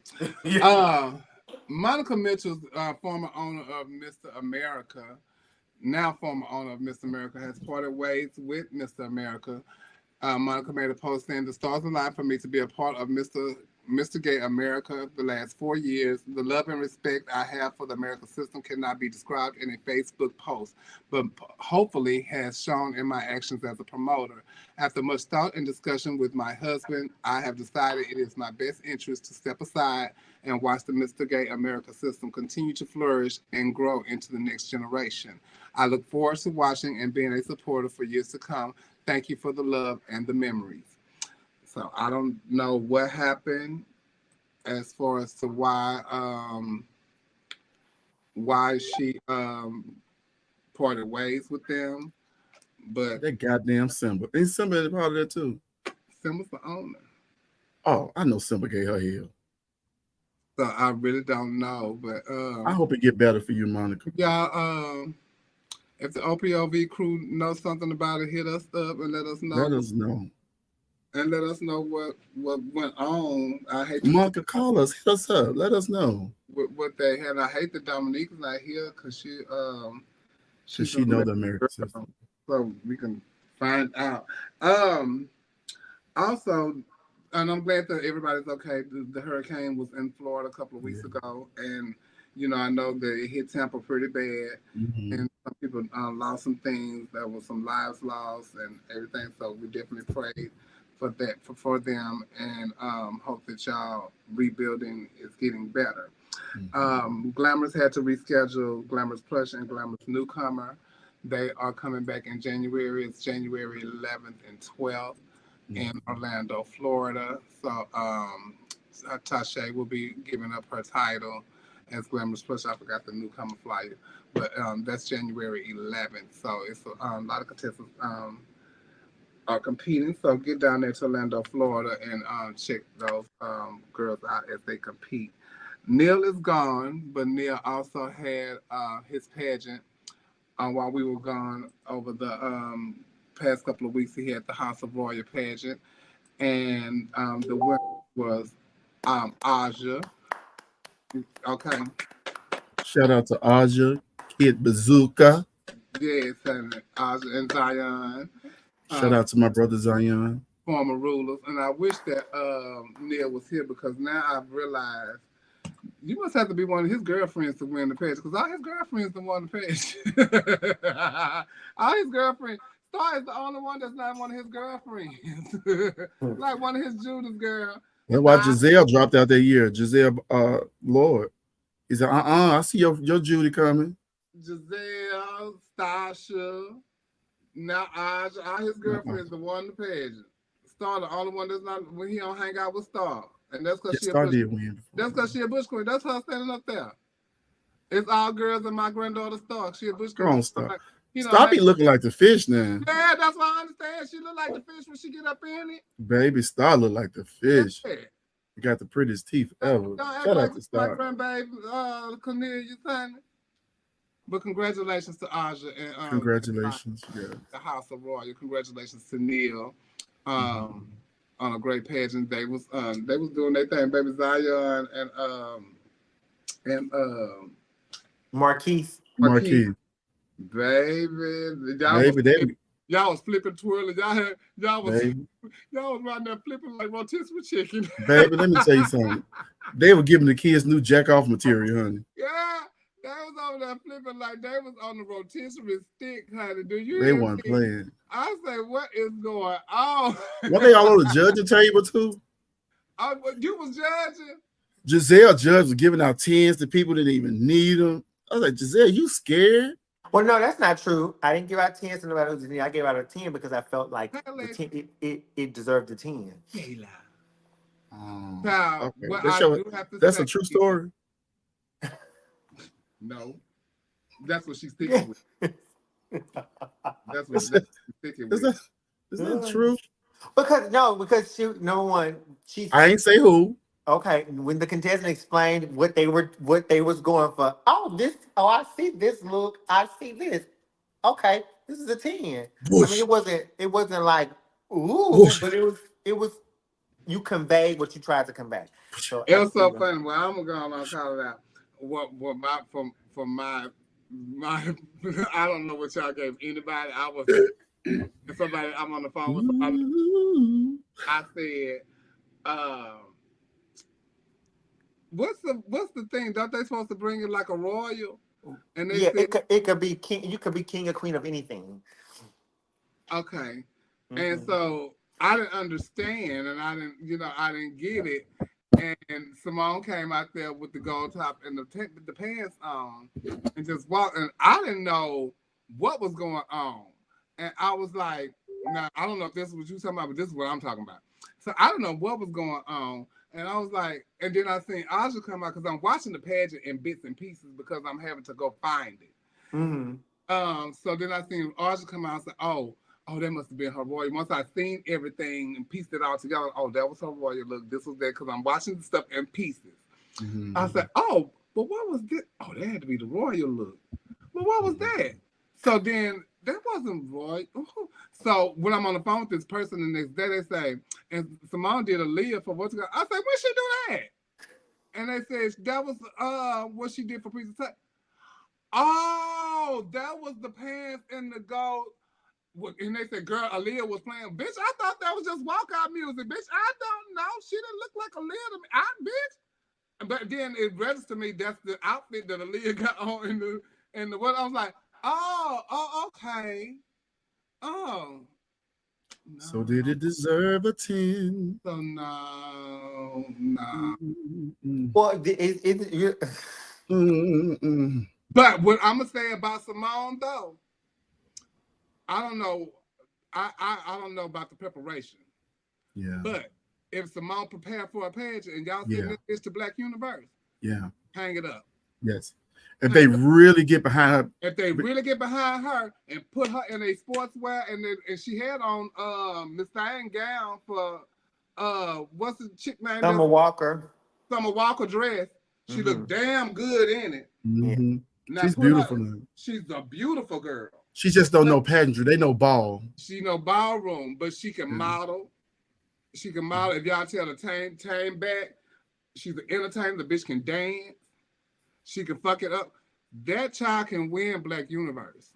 I'm telling you. I don't know what she do on the mic, but oh, speaking of Black Universe, who we got? Oh, that's coming up next week, right?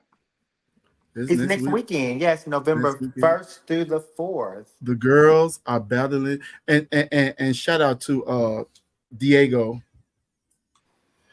for the House of Royals show. He had all the people that was here that was competing for the pageant, the plus Mr. and Miss, you know. Oh, really? And these girls look ready. They look ready, baby. Well, y'all they look ready. And I need y'all to start taking pictures and sending us stuff and sending us video clips and everything. So when we come back, we could talk about it. I can't be going to search for stuff. I'm being Cancun. So please let me go and vacate. But please send me clips and stuff. If y'all see Trenton, Neil, Giselle, any of them, y'all stop and say hi, take a picture with them, send them to us, say, hey, our point of view, shout us out, all that kind of stuff like that, so we can discuss MBU. And good luck to everybody that is competing. Good luck to all of them. Shout out to Exotic and Tanisha. Shout out to them. Exotic and where is it's right here. Exotic and Raul had put out a lovely picture the other day. I think that is so nice.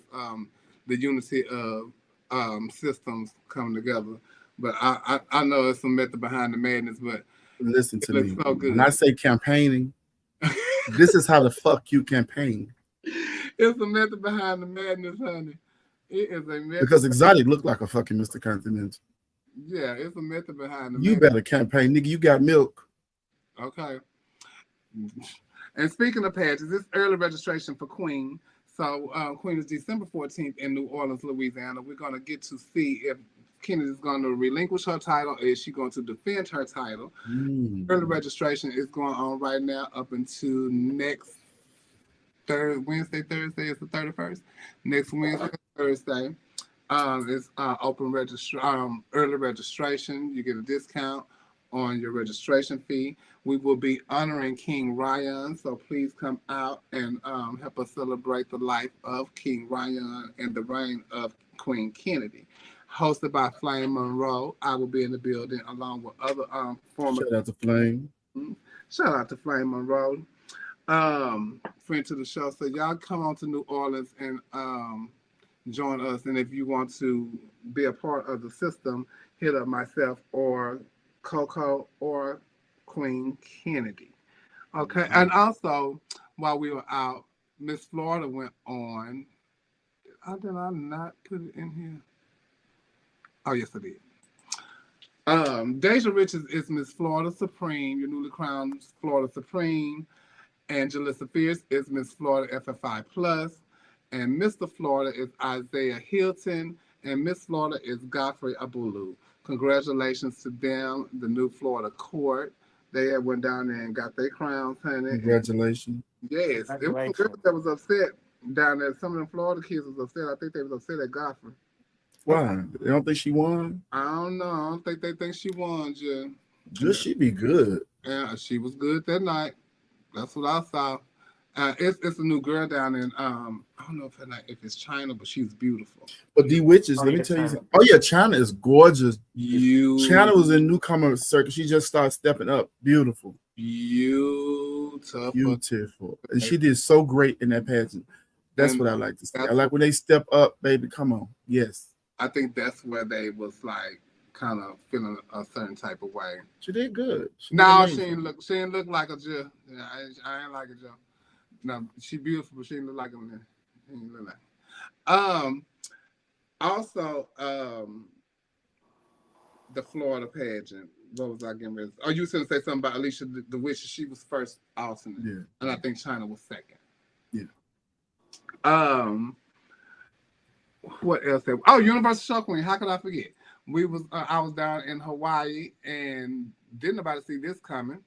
But if I tell you, Mama came and she have slayed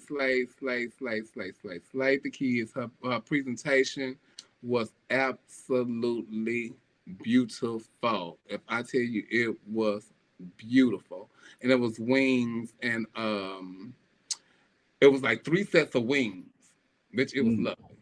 Her name is Caramel. Is she from down there? She's from Hawaii, but she lives in Seattle. Okay. So she wants to like try to get herself known around. So she's gonna start coming to different pageants and stuff and let her come to Black Universe. I told her about Black Universe, and she's still in Hawaii right now. Oh, okay. She wasn't gonna be able to do that, but I'm trying to get her to come to Queen. But it will be a lot of people from Hawaii coming to Queen this year. Actually, congratulations to Fonzie Fox. She was first runner-up, former Miss Westland. She was amazing. Miss Fonzie had shook it up, baby. If I tell you, Fonzie has shook it up. Shout out to Fonzie. Yes, Fonzie had shook it up. She did Selena for Talent, and she had a beautiful showgirl costume. And Carmen San Diego was second runner-up, and Carmen San Diego is from Hawaii, and she is the one that's produced my showgirl costumes that I wear, that I wore in the contest. And if I tell you, Carmen, I should have put a clip in here. Carmen had everybody in Hawaii in her talent. She had 85 people. Oh, wow. We had, y'all know how long the runway is. It was hula dancers going on both sides of the runway. Hula dancers going this way. So it had to be at least 15 on this side, 15 on this side. It was probably 6 right here on both sides, 6 on there, but it was probably 20 on stage. That was just a hula dancer. That was the last set of her talent. Before then, she had about 15 big girls dancing with her. And when it started out, she had 6 people doing the Thailand. She was Carmen San Diego. It was huge. I haven't seen nothing like that in years. Yes, and let that be an example to the people who do pageants and watch pageants that it don't even take all that to lose. And you know, and it was like you said earlier, it was really something. The girl with the gospel come around the corner And win. I've been born again. and win. And there was a lot of people floored about that too. That You say the what? girl that won talent talent. She won, the girl that won Carmel. She won talent. She won showgirl, and she won black and white. Fonzie won evening gown. So look how much money Mama walked away with. Damn. Look how much money Mama walked away with. So I'm sure she got $5,000 that night for winning, but then she ended up winning what? $1,750. And extra money. I ain't mad at that. Me neither. Y'all better get down there and get this money at Universal Show Queen to find somebody to put y'all together. Deja went. Shout out to my sister Deja Richards. She did a really good job. Shout out to Deja Richards. Deja did the pageant too? Deja did the pageant. That just went by? Uh-huh. Damn, Deja did about this pageant. Yeah, Deja not playing with y'all. Go ahead on, Deja. She black continental, Miss Florida. Miss Florida. She Miss Finger Lakes. Yeah. I mean, you better. On her thing. That's how you get that money, baby. On her third visit. So shout out to those people that are winning pageants and all that kind of stuff. And also, I'm going to be competing in January for Miss Gay America Film. Well, Miss Gay America Film. And I know you don't compete with other cisgender women, but Giselle, they are allowing transgender women and cisgender women to compete. Beautiful. It's January 18th in Little Rock, Arkansas is the first year. These are the contestants that are competing January 18th along with myself. So please come and support me in Little Rock, Arkansas.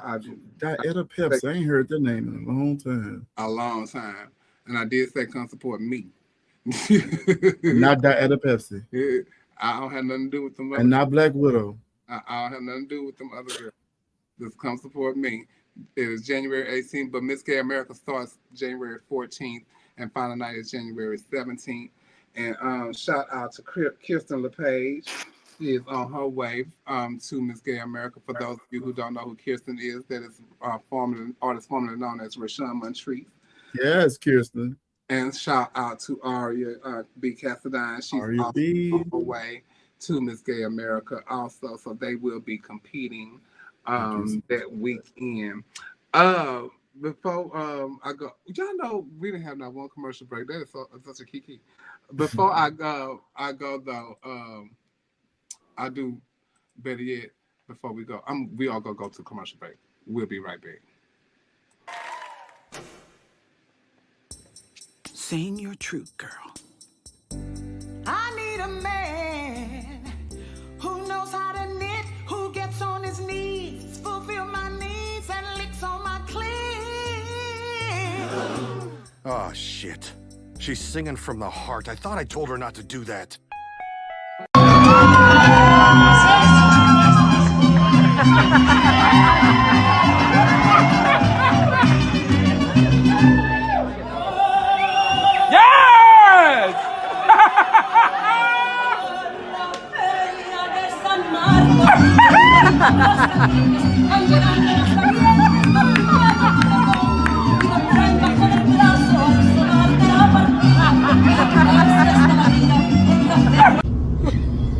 Boy, we had a time last night.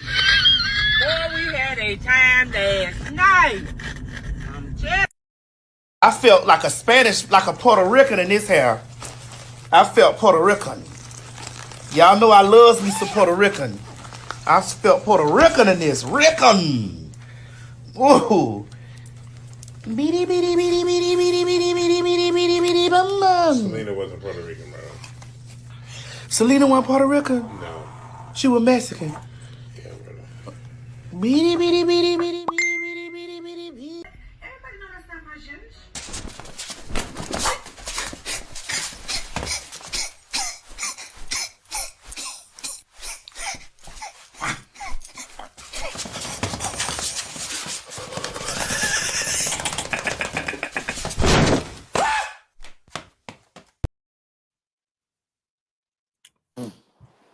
Bitty bitty bitty bumba. Bitch, I tell you, that takes me out every time, child. If I tell you I love that bitty bitty bitty bitty bitty that takes me out every second. I need a man. She wants somebody to lick on that clip, honey. This post came up. This was so funny to me, but I get it. Where's the show? Don't let me forget about Wendell. Oh, okay. Y'all got to normalize gay men who look masculine, who are bottoms. It's okay, Mook. We are not your fetish. Child. Is that bottom shaming? Is that what they saying? Yeah. Some people don't like to announce their affinity for dick. The way it stretched their hole and make them feel good, make them want to, think they pregnant the next day, walk around the pageant or something with calm in their booty and stuff. You shouldn't be holding on to things like that. Yeah. Let them inhibitions go. Cheyenne Valentino. But I don't, I that's bottom shaming to me, and I think that as gay individuals, you do what makes you happy and what satisfies you, and that does not define who you are as a person. It doesn't mean you like good dick. Hello, you gay? Yeah, you gay. But it gives the perception of you not being as masculine as you look. Because why you gay? Somebody gotta get it. Because you got it. Because when you got a moan, you're this big old massive man. You say, oh.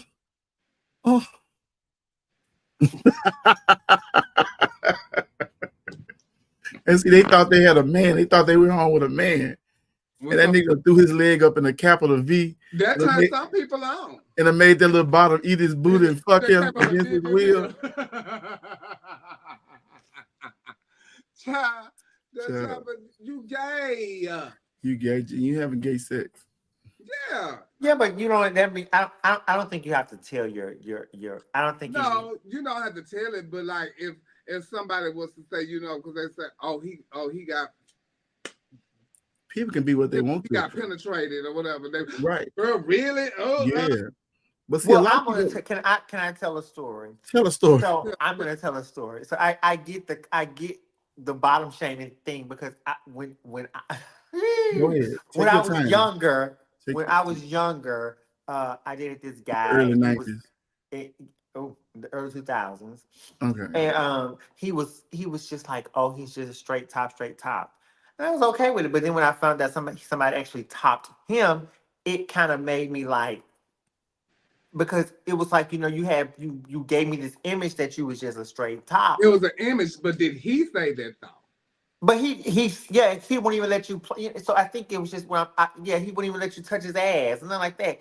So I think for that, it's like I get why people kind of hold that to their chest, because you don't want people to perceive you in a certain way. It's for certain people. Yeah. I'm not. Sex is what it is. People like what they like. I know trans girls that are fully tops. People like what they like. Like what you like. If you like a big old girthy, veiny dick in your booty hole shooting out massive amount of cum that seeps down out your asshole to make you think you don't want nothing, then you do it. What you like? I like what I like. Me, I'm about a feeling. Sex ain't shit. What you like? Sex ain't shit, but a feeling. Okay. And you was a full top I was talking about.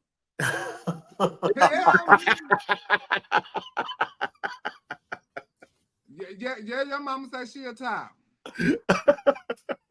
Your mama said she a top. Who's his mama? Kenya? River. Oh, I can believe that. I can believe it. Shout out to River. Shout out to River. That's my motherfucker right there, though.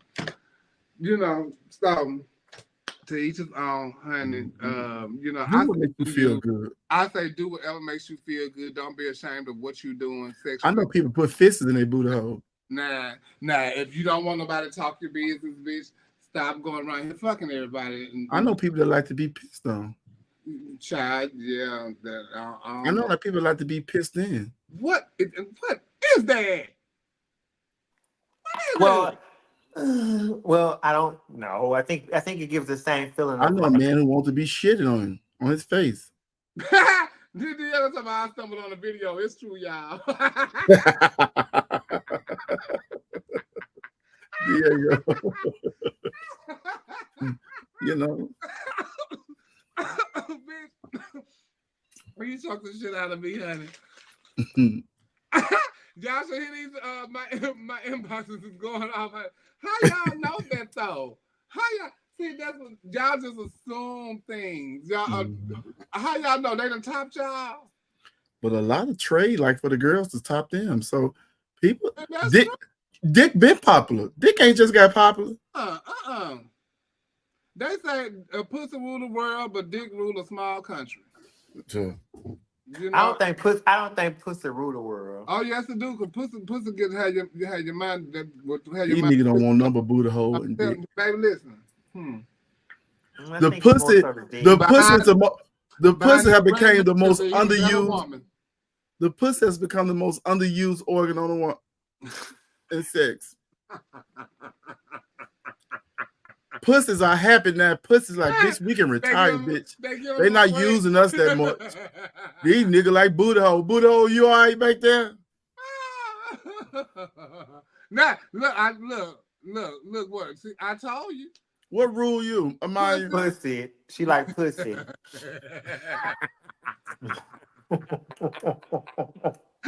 I ain't seen her all night. We started talking about pussy. Amaya! She pop her head up like this. Yeah. Amaya, what rule you? Yes, man. She got product to prove it. Yes, crooked letter. Why, baby? Yes, man. She got product to prove it. Now, what you want to say? Let me ask this. Do you feel like it's a double standard when people post trans men pictures to discuss their realness or sexiness versus when they post the same thing about trans women?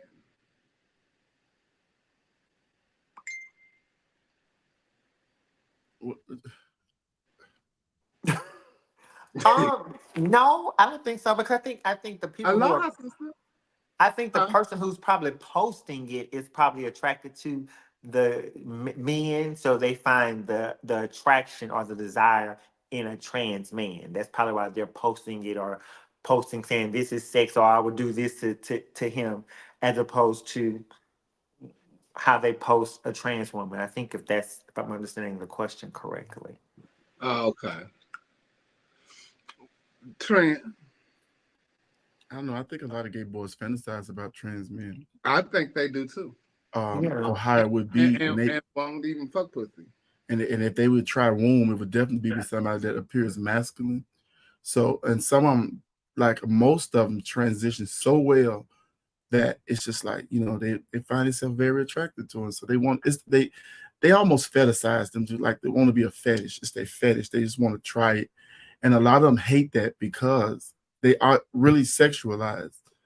And yeah, I think that's why I think trans girls get a hard time, because I think when gay guys came out, they was attracted to masculinity.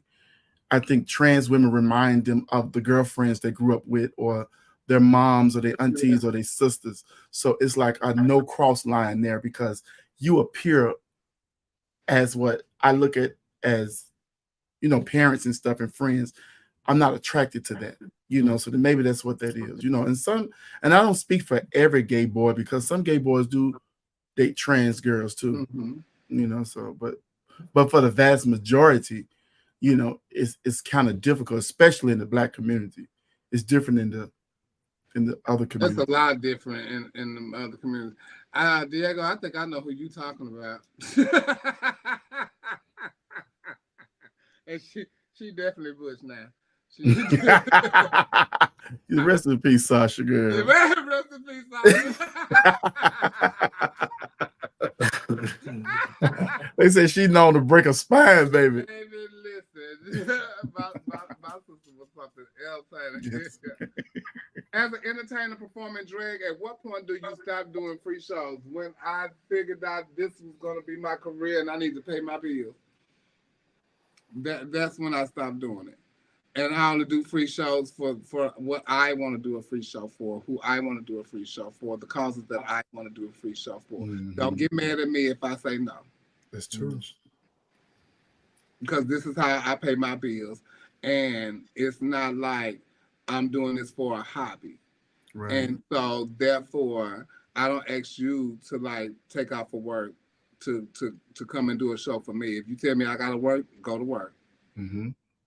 I even tell my kids, you know, Mama, can you do my birthday show, baby? I got a booking that night. Don't be mad because I can't come. And I, you know, we could do other stuff to celebrate your birthday. I don't have to be on your birthday show because I'm gonna want you to give me a check, and I don't want you to pay me to come perform for you. I know that's right. So, and I just be wanting them to understand that, you know. This is my 9 to 5, and you know, people always say, "Girl, you be booked, you be gone, you always." You really do now. Like this and that. I say, just like you go to work and you go in and you clock in. That's your job. Clock in. Mm-hmm. You know, so it's nothing to me to get up and go on a flight, come home on a flight, get in my car and drive to San Antonio. It's nothing for me to do that. You know, because that's what I'm accustomed to. That's my job. So don't ask me to do if you ask me to do something for free and I happily decline, accept that. But understand there's a good reason for it. And the other reason might be because bitch, I'm off and I need to lay my ass down because I'm tired. That's it. That's it. That's it. Period. So, you know, don't be mad when a person can't do something for free. Mm-hmm. Because you don't want your services be done for free. What you think, Giselle? I agree. I think I'm definitely the type of person who don't do. I stopped doing. Well, I don't do a lot of shows, but I think you should stop doing free shows when it no longer serves you. Get as much out of it as you can. You know, some people can do a free show but make more in tips. You know what I'm saying? But when the juice no longer is worth the squeeze, then I think you definitely need to. These are nuggets. Come on. You better drop some nuggets. Yeah, I mean, it's nothing wrong with doing free shows because I mean, you got to get your name out there. You got to, you know, you want people to see you. You want to be, you know, you want to learn stuff like that. But if it's costing you $40 in an Uber ride to get there, and you only making $20, it don't make no sense. Then you what you doing? And you know, I've been there before where I've done free shows. Don't get me wrong. Coming up and starting out, trust me, I've done them. You know, I've done discounted shows and all kinds of stuff because I want to go there and I want to be there. You know, I've done all types of things. I haven't, you know, just I charge this much and that's what it's gonna be. I'm not that type. I'm not that type of girl at all. Right. And so therefore, you know, I've done my share of the give back. Mm-hmm. Mm-hmm. You know, Trent as a makeup artist. Because honey, I ain't did no show. Even when I wore my little pageants, I hate doing the show because I only knew two male songs all the way through, and that was Usher, Let It Burn, and Carl Thomas, Summer Rain. I did it every time I got on the show. But hey, twin. But in your profession, when do you stop doing free makeup gigs? I hope you stop right away. Rest in peace, Ivy White. Ivy White was the first person that took me to Continental Plus, and we worked together. And she worked at a makeup counter across from Mac where I was working at. And she said, "You want to do me for Continental?" I was just so happy. I really didn't know people really got paid like that.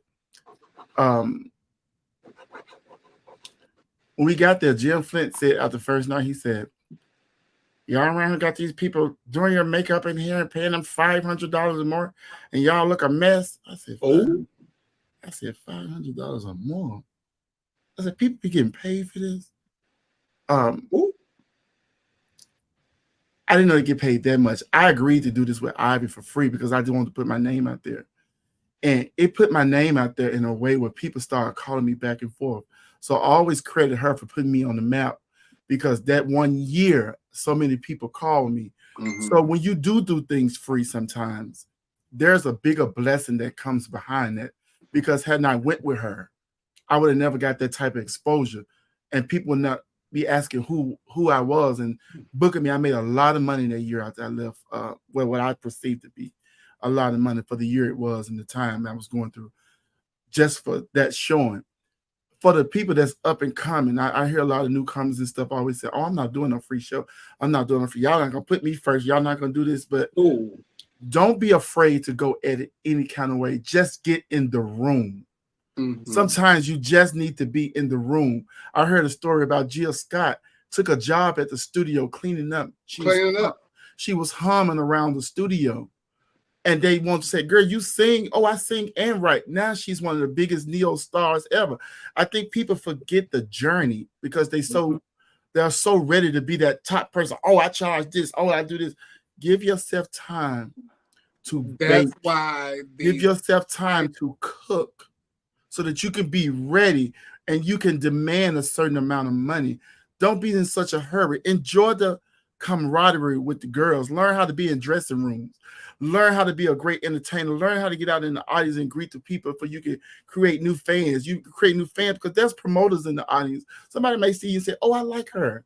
Can you come to such and such?" So you get booked by being seen. And don't be afraid to do it for free when you're starting out, because when you should stop doing it for free is when you prove yourself worthy. And you know, I've gotten to some of the places on a regular because I started working there for free. Yes. You know, so you got to keep your home base and where you can go. And there's times when you want to perform and you know ain't nobody booking your ass, but you can call them and say, "Can I?" And they're gonna pay you what you're worth. That's it. Come on. That's it. You know, learn your craft. And yeah, learn your craft and hone it. The more you on that stage, the more you're better in pageants, because you know, like there was a year Mocha came and did Black America. Her music stopped. She clapped them beats back in and they went at it full force. Counts. They professional. That come from being on a stage a lot. That come from getting out there, performing, learning yourself. People who perform a lot know how to hide flaws. They know how to model a certain way when things ain't going right. People don't even know that when Miss Tandy fell out the ceiling at Black America, she broke her boot immediately. But she kept dancing. We never knew. That come from being on the stage a lot. That's how you hone your craft. So don't be like, "Oh, I ain't doing this for me." Go hone your craft. Be so goddamn good at it that they want to book you at the best price you can find. Yeah, when I wasn't coming in, my boot was broke. For real? From the night before. Oh, wow. And I forgot. and Desiree glued it back together with super glue. Right. And I was walking down the hallway going to the stage and said, "Ooh." And you know how you walk because the boot is broke? Like, oh. So the whole time I'm dancing on my toes the whole entire time. Because I was like, "Bitch, I have fucking broke my boot and like and forgot to go get it fixed." And nobody never knew. Nobody never knew. Because you honed your craft. There's certain things you can hide all type of flaws if you know how to maneuver yourself on stage. And what a lot of people don't realize is when you do pageants, you need to get that show experience. Yes. It will help you in a pageant. You think that, you know, you can go to a pageant, you can do this and jump on stage. No. It's harder to do a pageant than it is to do the show. Yes, it is. Do you hear me? So, no, you know, you need to get this pageant, this show experience and get some showmanship on stage and get some a personality on stage. Don't try to make your personality at a pageant. No, you get that by having stage experience. That's it. And get that mic all the time. And get that mic. Grab the mic every chance. Host a little bit and talk so you can get comfortable. On the mic all the time. I learned that later on in life. But, you know, you got to have those things that's going to give you, like, something that's going to help you pursue in pageantry. And I also would have to say that you have to be willing to go out and be a fool sometimes. And when I say that, I mean, like, there have been nights that I haven't did out my makeup was so ugly. But in order to perfect my makeup, I had to know how to go out and be ugly because I was still in the learning process. There were some nights that you just go out there and you just a fool, but you like y'all say, you practice makes perfect, and if you keep at it, you'll eventually be the most flawless entertainer there is. And do stuff that's out your box. And you know, when I first started, I would do all type of stuff, and I think that's how I even like kind of like found dancing and all that kind of stuff like that. But you got to do things that's outside your box. Hosting this flip phone brunches is really taking me completely out of my box, and I'm having to learn all types of new music, stuff that I never thought I would do on the show. I have to do a Grinch brunch in December. Who? How? You know? So now that's when my creative juices got to flow, and I need to figure out what I need to make this Grinch look like for me. Yeah. Then with the Taylor Swift stuff, I don't do Taylor Swift music, but I had to learn it, get a look together, and put it together. Chaperone, I didn't know who this woman was. Yeah. And had to learn her music. So you got to take yourself out the box, and that's what I love, and why the Stars of the Century is who they are, because they do take new girls and new guys and bring them to that show and teach them how to be something different. And they challenge them all the time. And whether it be as far as their numbers or what they're doing for production or what they're doing for a theme for the show, it's going to challenge them. It's going to make them great entertainers. Yeah. And be ready for anything. Shout out to the Stars of the Century. Shout out to the Stars of the Century. Legacy cast. And I'm gonna tell you, they're responsible for raising a lot of girls in this business who went on to do other great things as well. I think they're tough in their own way because I just feel like anybody can be good, but to be great, you have to go through a whole nother set of obstacles to be great because everybody can't be great. And the people under them used to get mad, but sometimes when you sit back and look at it, when you got an opportunity to learn from people who's going where you want to, who's been where you trying to go, then you suck that up. You take your ego out of it.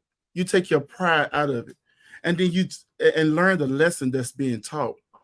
Because what they're giving you is so many years of experience that took them so many tries and so many ups and downs and fails and wins to get. They giving you that right there. And sometimes people be so ego driven, like who she is telling me something, who he is, they old ass, and they this. Listen, the foundation that these people have laid that came before y'all is so special. And I wish that the newer generation would get in their head that I wish they would just understand what they're around and who they're among. And if you just take the time and not assume things and get to know the people and actually talk to them and actually have a conversation with them, and don't try to do it while you're at the club. Yes. Yeah. Stop that when you get full and you want to talk about it at the club. And especially with me, and I'm already full too, so no, that's not working well with me. We can't do that. But then you got people like Naisha and Raquel who don't get inebriated, and you full and you want to talk about it. They don't want to hear that from you, and then now you think they bitches.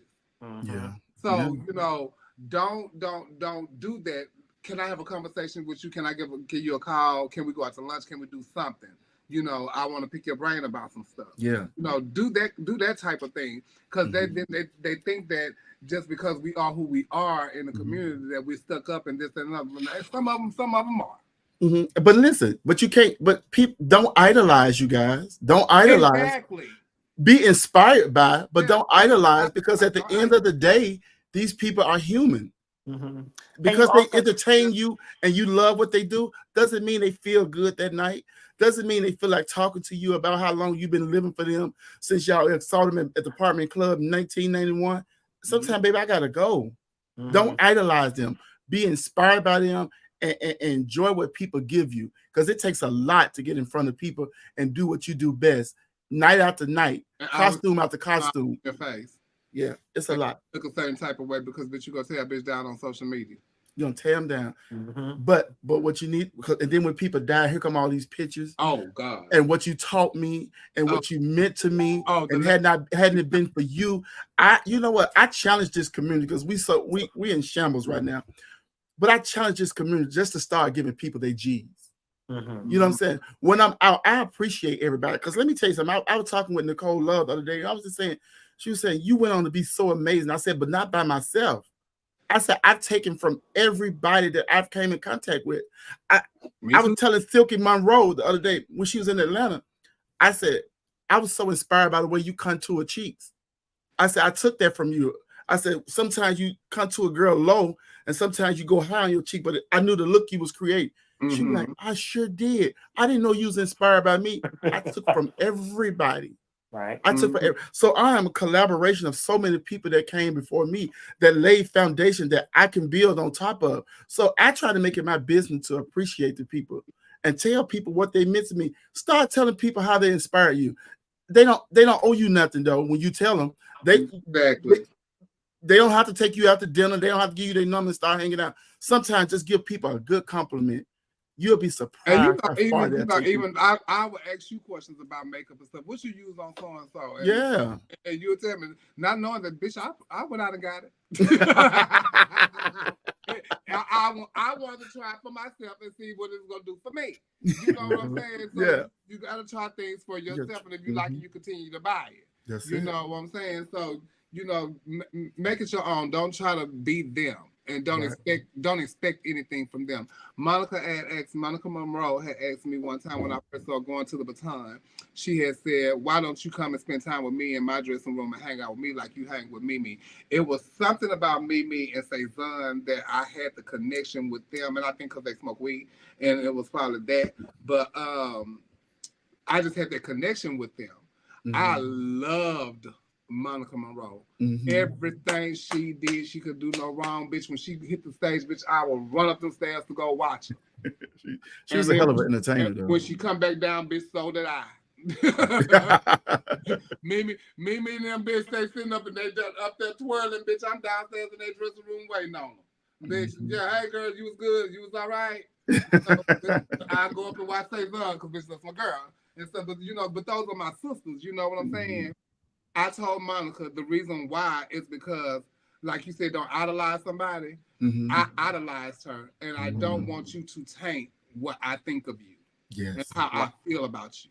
So I treat you a certain type of way, and I keep my distance from you because I know we can be friends. We gonna be girlfriends, and we shoot the shit all the time. But I'm gonna still put you in this space. Because that's what I want to see you as. And I don't want to see you as nothing else. That's what I see you as. And she was like, oh, okay, I get it. Her husband even love me. So don't idolize somebody unless you want to keep them there. Now, if you want to be their girlfriend, bitch, no, that ain't going to work in your favor. Yeah. And they are just human. They're just trying to make it another day. And some girls, and if they see you acting like a fan, they're going to treat you like that. That's it. Even with my clients, we work and we go back to our life. You understand? Like, I don't try to forge like a friendship. A friendship. But I do create an atmosphere that we respect each other mutually. A relationship. You know what I'm saying? Right. And I want them to know, I want to be known for my work. You know what I'm saying? So I'm very professional. I'm very prompt.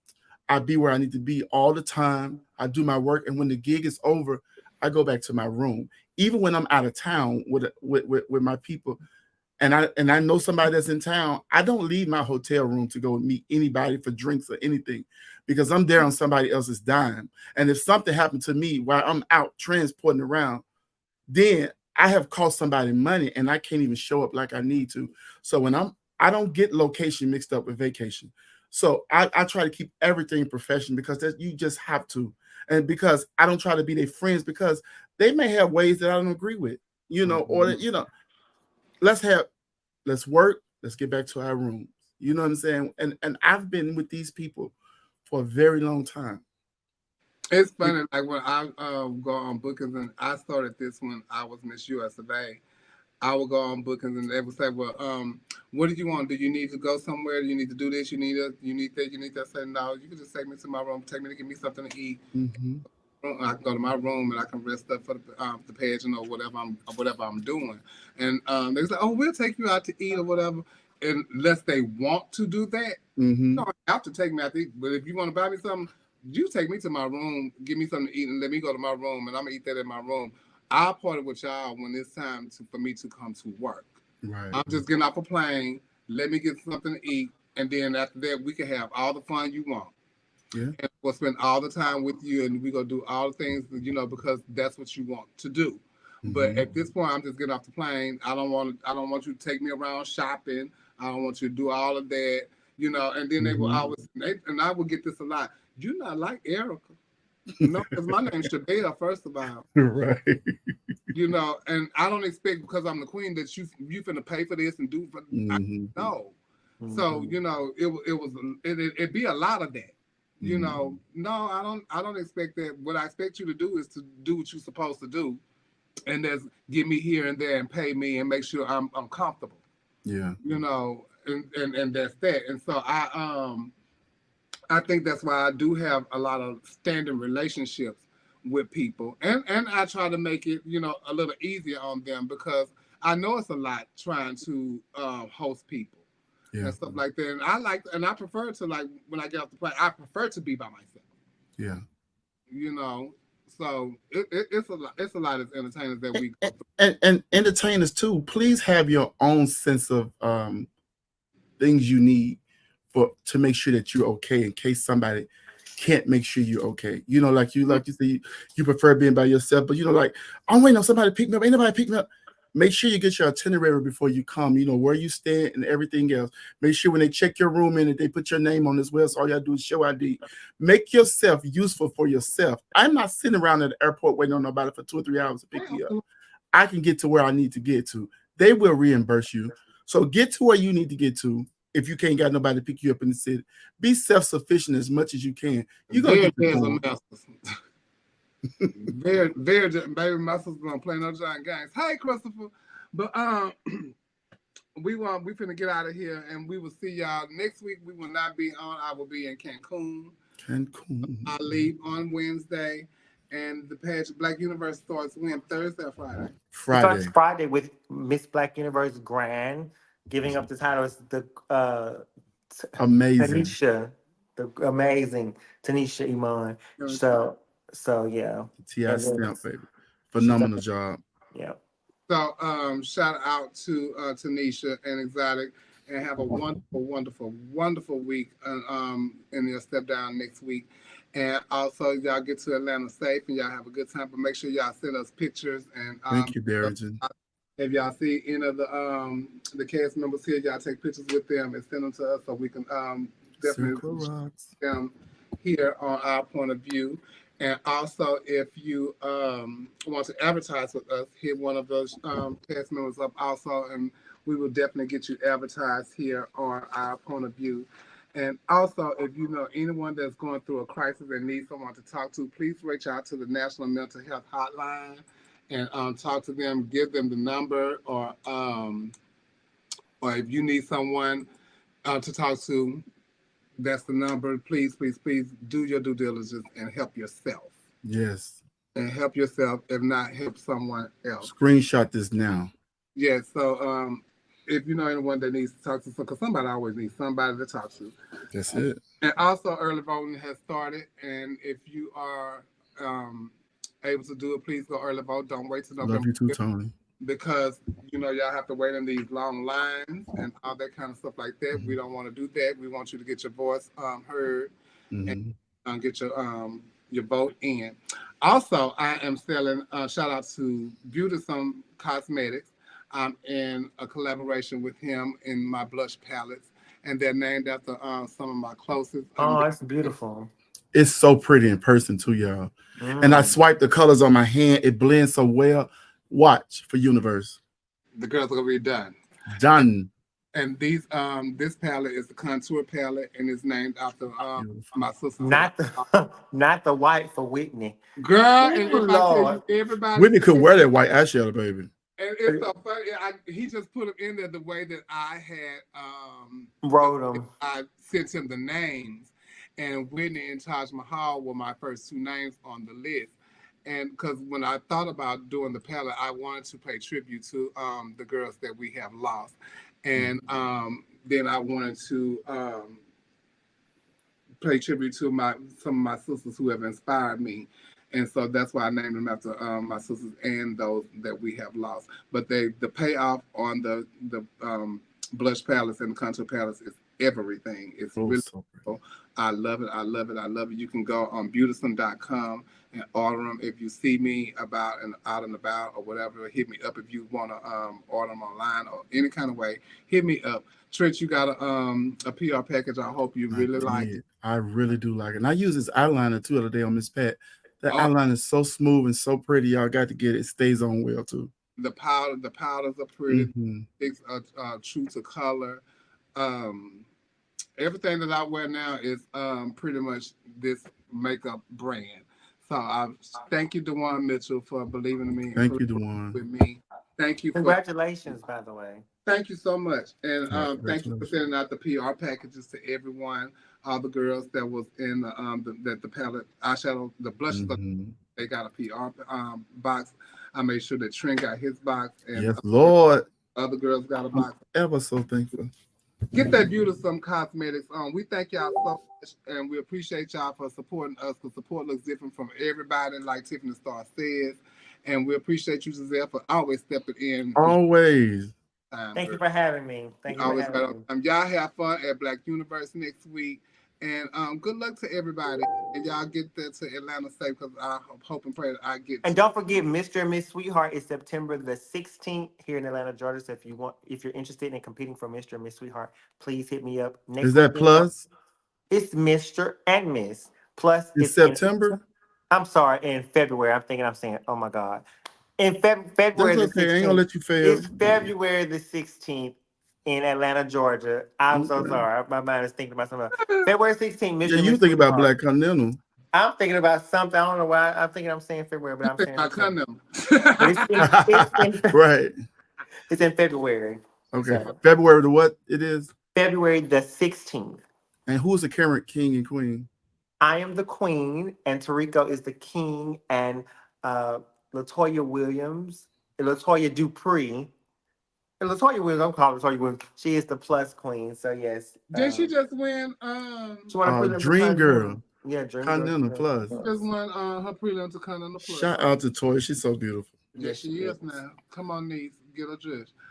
So we thank y'all so much, and we love y'all for free. Good night, everybody. Thank you. Night. Thank y'all for tuning in. Yes, we did that, Joe. Ooh, honey. I gotta go. I gotta go.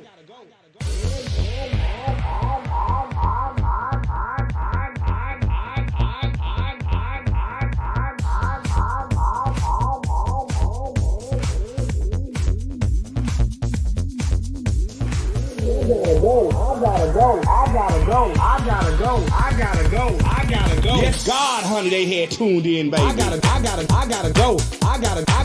I gotta go. I gotta go. I gotta go. If I tell you the kids had came in and tuned in tonight, baby. Yes, they did, honey. I hope y'all got y'all juice, cause guess what, baby? I got mine. I can tell y'all one thing. Y'all better tune in next week, baby, for the next episode of the Boom Boom Show. I gotta go. Honey, I gotta go. Yes, God, honey, they had tuned in, baby. Baby. Ooh, honey. I gotta go. I gotta go. I gotta go. I gotta go. I gotta go. I gotta go. I gotta go. I gotta go. I gotta go. I gotta go.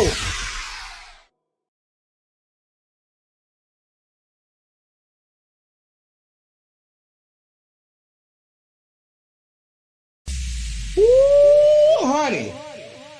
I gotta go.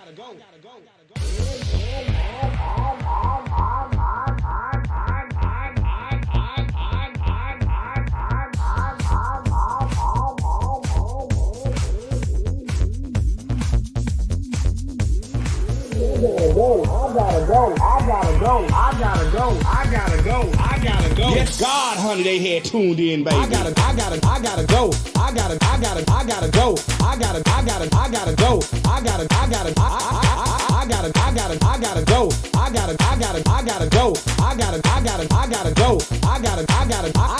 If I tell you the kids had came in and tuned in tonight, baby. Yes, they did, honey. I hope y'all got y'all juice, cause guess what, baby? I got mine. I can tell y'all one thing. Y'all better tune in next week, baby, for the next episode of the Boom Boom Show. I gotta go. Honey, I gotta go. Yes, God, honey, they had tuned in, baby. Baby.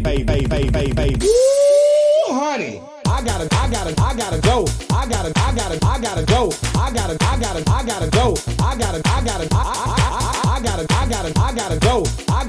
I gotta go. I gotta go. I gotta go. I gotta go.